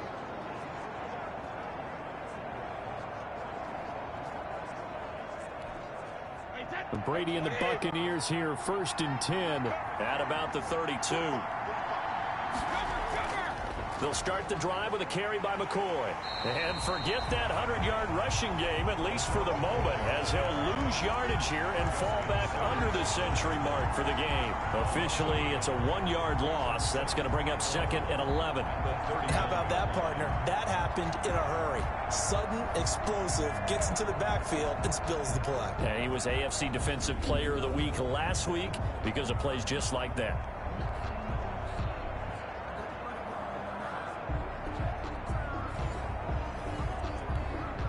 After the loss to start out, here's 2nd and 11.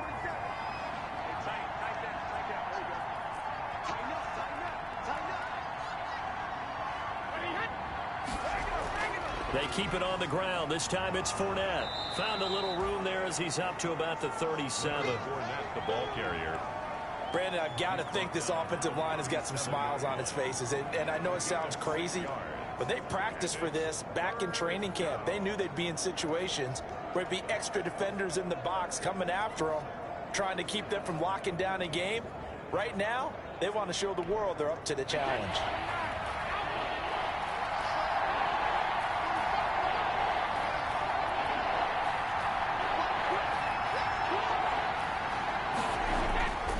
the gun on third down. Brady. Open man is Godwin. It's complete. And he brings this up to the 46. Good enough for the first. Brady finding Godwin there for a Buccaneer first. But whenever you talk about players that really broke out in the 2019 season, you better add Chris Godwin to that list. Over 1,300 yards receiving, 9 touchdowns. He was second among receivers last season receiving yards per game at 95. This guy combines great body control, excellent strength, and terrific route running ability to become a really big downfield threat.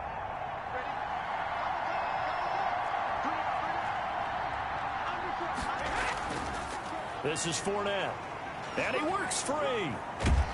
And taking it across midfield and just shy of the 40. 14 yards there and a Buccaneer first down. Brendan, every great running backs coach I've talked with has always talked about when you have great vision, you're not consciously thinking about your cuts and your moves.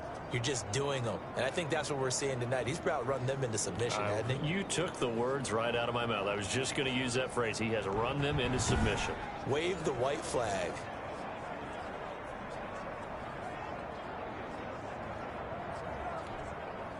So a 1st and 10 now in Denver territory at the 41.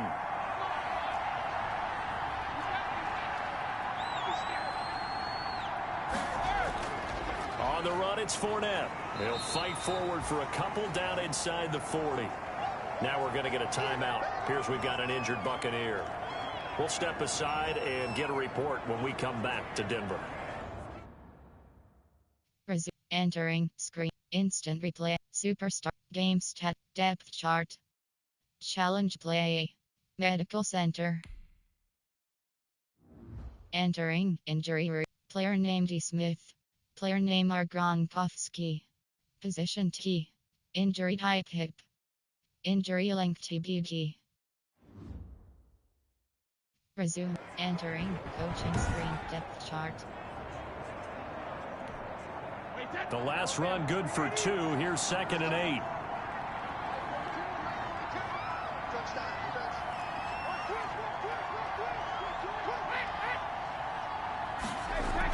From the shotgun, it's a give to McCoy. And he's going to get this down near the 20-yard line. It's a pickup of 17 and a first down. How about this offensive line? They're really starting to establish themselves, take over this game. And before the series began, I know exactly what was said in the defensive huddle. Guys, we got to get no less than a 3 and out. Let's get off the field. Instead, they can't find any traction towards doing that. Right now, they're just getting muscled all over the field and getting pushed down it.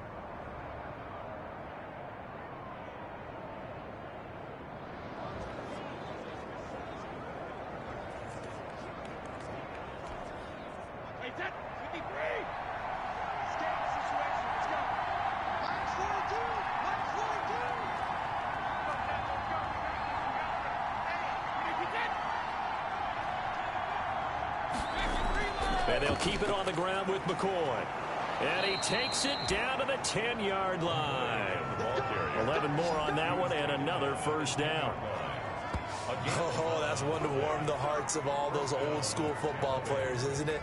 Tough, hard, gritty run. Got behind his pads, bowled over a few people. Look at that one, right up the gut. Saw it through 3 quarters. No reason to lighten up now.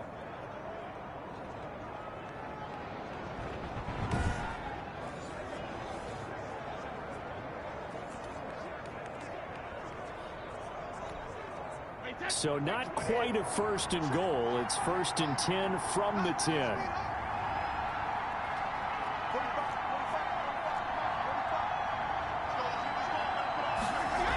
Fournette, a first down carry. And a nice pickup there as he'll take it from the 10 down to the 5-yard line. Starting to become a tough spot for this defense. You're down 4th quarter. Looking a little fatigued maybe on that side of the ball. Partner, we've seen this before, haven't we? Because every coach we've ever talked to says body language is important. And now you're seeing guys with their hands on their hips, they're bent over, hands on their knees. And the offensive guys are just saying, let's just keep running it out, and we've got them now. This drive's taken more than 3 minutes off the clock already as they come up on 2nd down.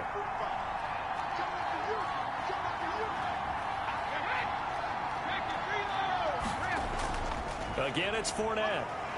And not a whole lot there. He does get a couple, taking it from the 5 down to the 3. The tackle made at the 3-yard line. A 2-yard gain on the play. And it's 3rd down.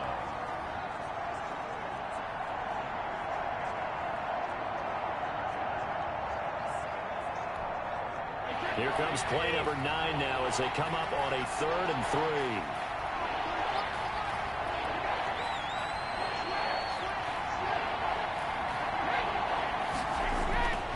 They'll try and run for it with Fournette. And he's going to be taken down here still a couple yards short of the first. Just a 1-yard pickup there, and it'll be 4th down.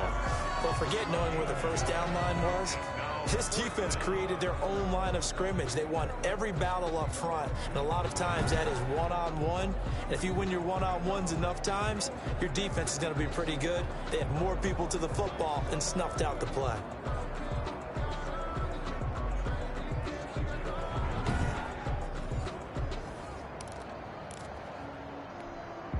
The offense staying out.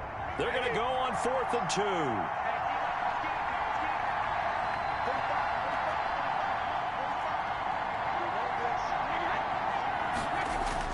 They'll go with a big bank Fournette, and he will fight his way into the end zone for a touchdown. Leonard Fournette, his 6th touchdown of the season. And the Buccaneers here finding a way to stretch their lead. Showing some grits and some guts going for it. Their 4th and goal, pounding it in. And being rewarded for that confidence in the team, huh? The coach saying, let's go ahead and get this. And how about the guys up front firing out, finding a little bit of a crack for them to get through? Touchdown. I love it.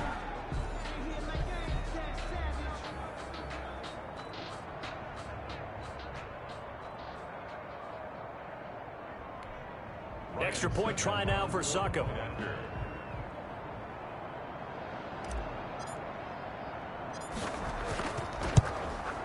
And it's no good. It has not been his day. That's the 2nd extra point he's missed so far.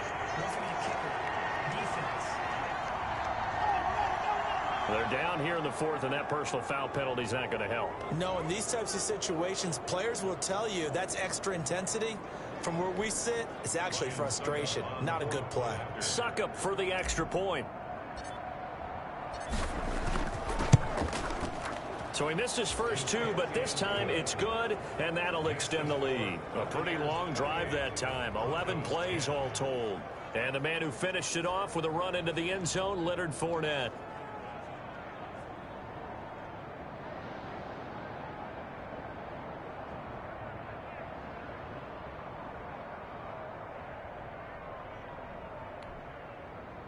Ryan Succop set to kick off.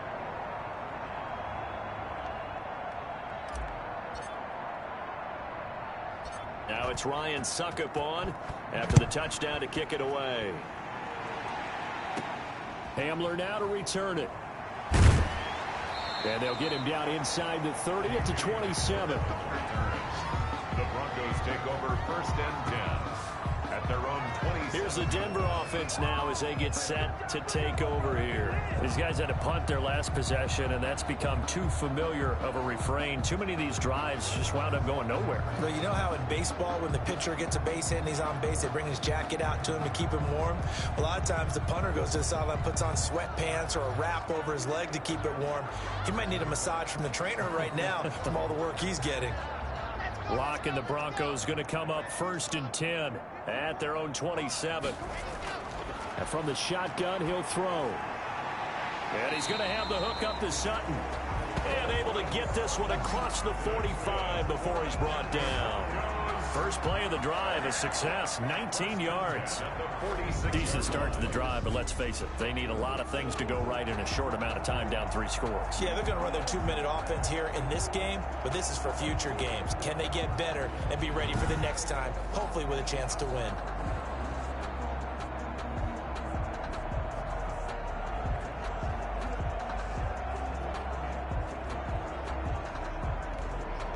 A big hitter to start the drive has him up near midfield here for 1st and 10.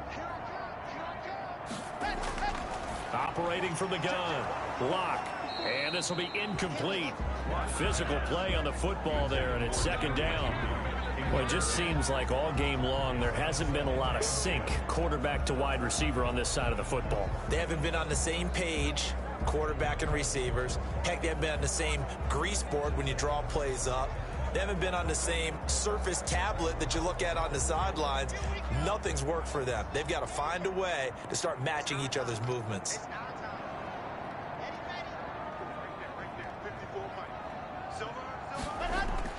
Block again here on 2nd and 10. Again, he targets Judy, and this time the catch made. And they'll get to him after a gain of 7 to the 47. They get 7 out of that, so they're left with a 3rd and 3. You got the big lead defensively. Willing to give them that underneath stuff, right? And this is why you work on your tackling. Tackle them after the catch, inbounds, keep the clock running. Just go ahead and bleed the game out that way.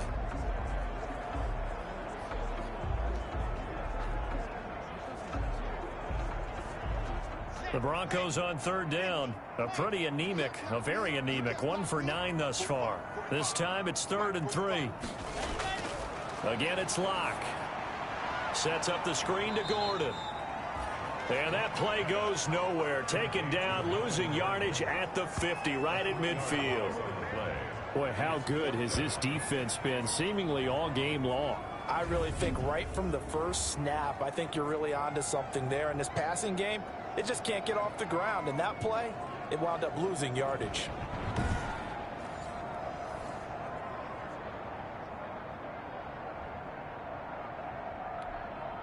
All right, they're going to try and keep hope alive here on 4th down. They're going for it. They'll go for it. It's Locke. Got a man. It's Judy, complete. And they'll wind up getting this one all the way down inside the 20. No reason not to try it there, and they do indeed convert on 4th. Defensively, I know they have the comfortable lead here in the 4th, but they do not want to give up big plays like that. They want to finish strong. So oftentimes in this situation, you tighten up underneath in your coverage, and you bring your safeties back. They can pick up anything that leaks through. But in the meantime, upfield, you're making plays on the football.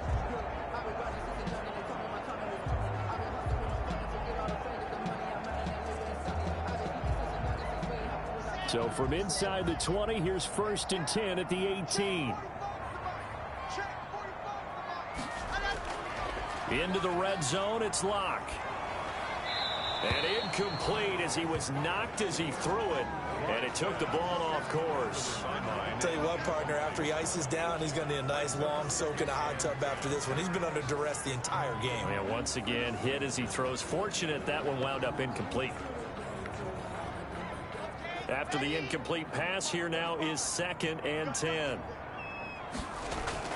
They'll give it to Gordon out of the shotgun. They do get a yard there, but only a yard. Leaves them with 3rd and 9 looming. Not too many offenses want to turn down long drives, but when you're down what they are, they've got to pay it off with some points. The Broncos on 3rd down, not getting the job done at all. A very poor 1 for 10. This is 3rd and 9. Shotgun snap to Locke. He completes this to Sutton. And brought down, but not before they get it inside the 10 to the 7. They're able to convert on 3rd down, and that sets up a 1st and goal. Well, they've had a great, impressive drive going here, and that pickup ensures the drive continues. And not only do you continue the drive, which is demoralizing for the guys on the defense side of the ball right now, but you make your own defense happy. They're able to get a little more rest over on the sidelines while this one continues downfield. 1st and goal, and they got to be thinking a chance to get right back into this football game. They'll run with Lindsey, and he'll be stopped just outside the 5 at the 6. Only a yard on the pickup there. 2nd and goal. It's a gain of a yard. Brings up 2nd and goal at the Buccaneers' 6-yard line. 2 minutes left to play in this football game here on EA Sports.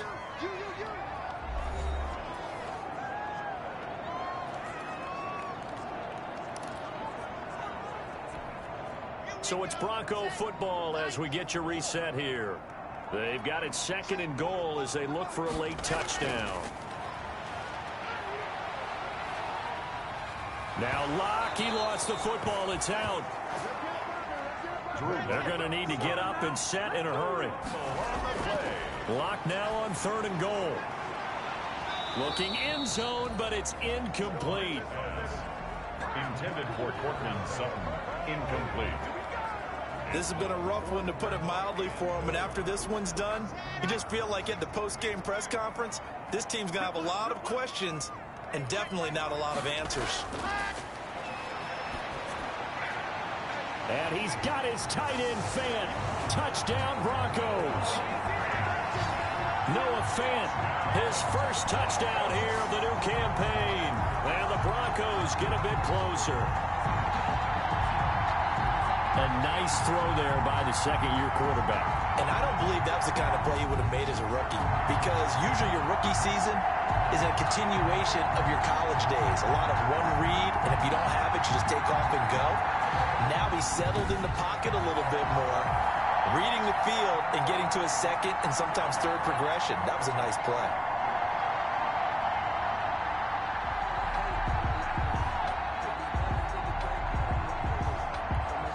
Now McManus to tack on the extra point.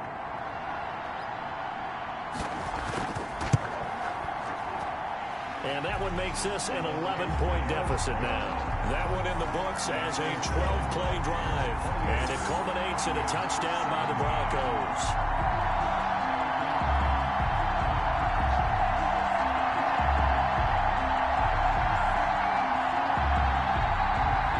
Two scores down, 3 timeouts left. Still a chance if they can somehow get this one back. And I think the Broncos have it. They do. Well, that certainly makes things more interesting. You get the score, then you get the onside kick. A little uphill battle still, but a start.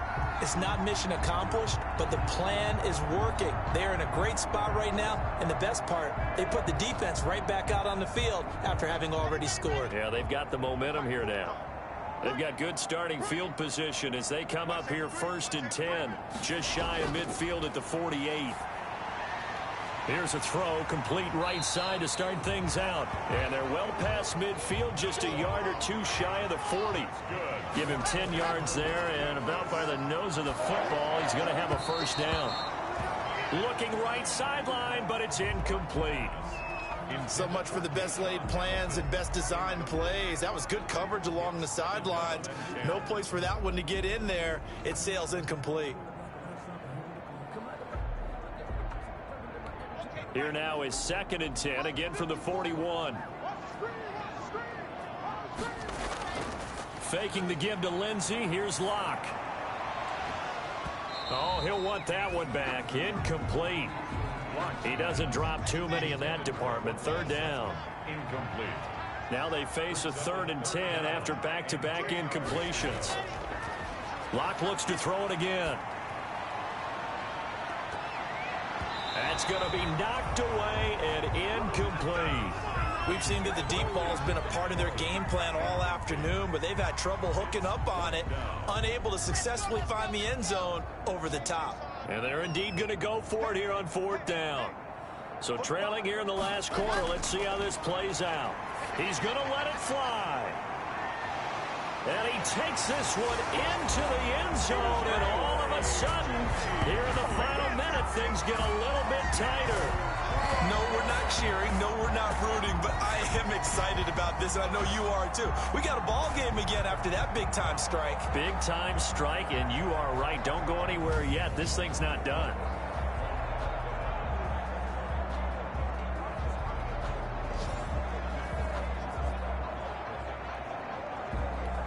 So certainly some importance to this one now. After the touchdown, they could get this down to a field goal with a 2-point conversion. Now Locke. And he can't get a throw off. He's taken down. What a huge play at this point in the game. So tried to throw it in for 2 points, but the D got home, brought him down. Yeah, got home, which means there had to be good coverage. Just had nowhere to go with the ball. Typically, you try and throw quick hitters, quick slants, maybe even a quick fade. Nothing was open. He ends up getting sacked.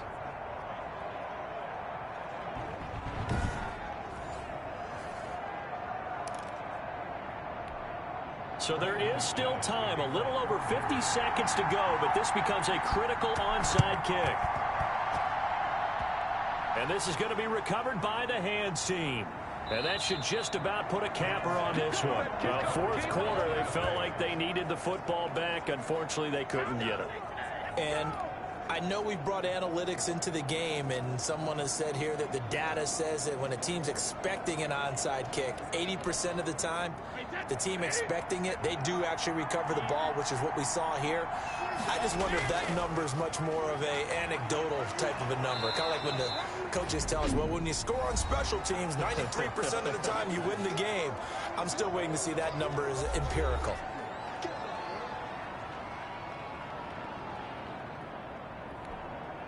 After the pickup of 5, here's 2nd and 5.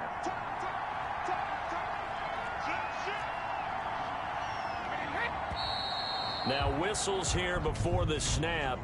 Looked like one of the Bucs may have moved. The crowd's not doing that O-line any favors. Home field advantage is really kicking in, making it very difficult for them to hear the snap count.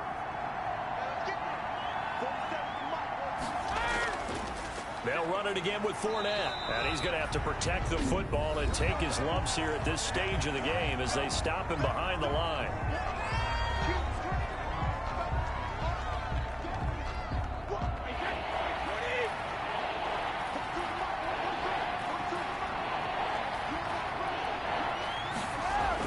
To throw is Brady. And he finds Gronk. Well, this is going to depend on the spot, but it's not a very generous one. He looks to be about a yard or so short. Now the Broncos will use their 3rd and final timeout, as it'll come with 36 seconds to go in half number 2. And here's a big one now. Trying to hold this lead. They're going to go for it here on 4th down.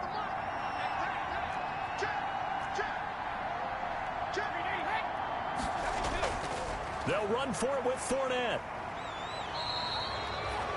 That one a backbreaker as they wind up converting there on 4th.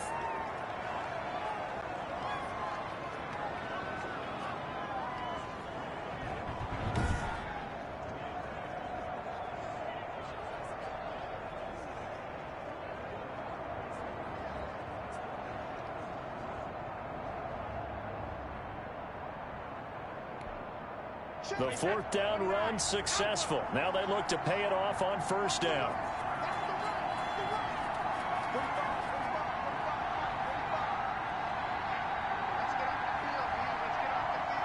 Brady will take a knee here, and that should just about do it. And they cannot do anything to stop the clock defensively. 3 straight wins to start the campaign now. And this is where a team privately, within the confines of their own room, their meeting rooms, the locker room, they start to think to themselves, we're pretty good. We should be a playoff team.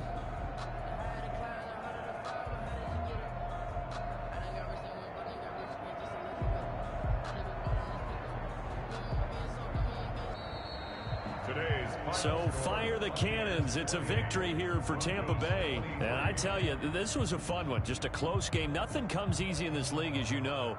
They had to work for that victory. I've got to go back to what you just said. Nothing comes easy in this league. How many times have we talked to coaches prior to a game and assessed, the strengths, the weaknesses, the whole deal? Even in games when one coach was a decided favorite, what do they always say to us? But you do know this is really a 7-point league. 7 points either way usually decides a ball game. We had exactly that in this one. And not only that, but this is a gutsy road victory, one they can hang their hat on. So for the Bucs, it's an ideal start as they move to 3-0 now on the young season. And they will head home next week to take on the LA Chargers. Meanwhile, for the Broncos, they'll fall to 1-2. And they'll try and turn things around next week as they have a date at MetLife Stadium with the New York Jets. So for Charles Davis and our entire crew, I'm Brandon Gaudin. Next game, guess what? Charles and I will be here again. It's the NFL on EA Sports.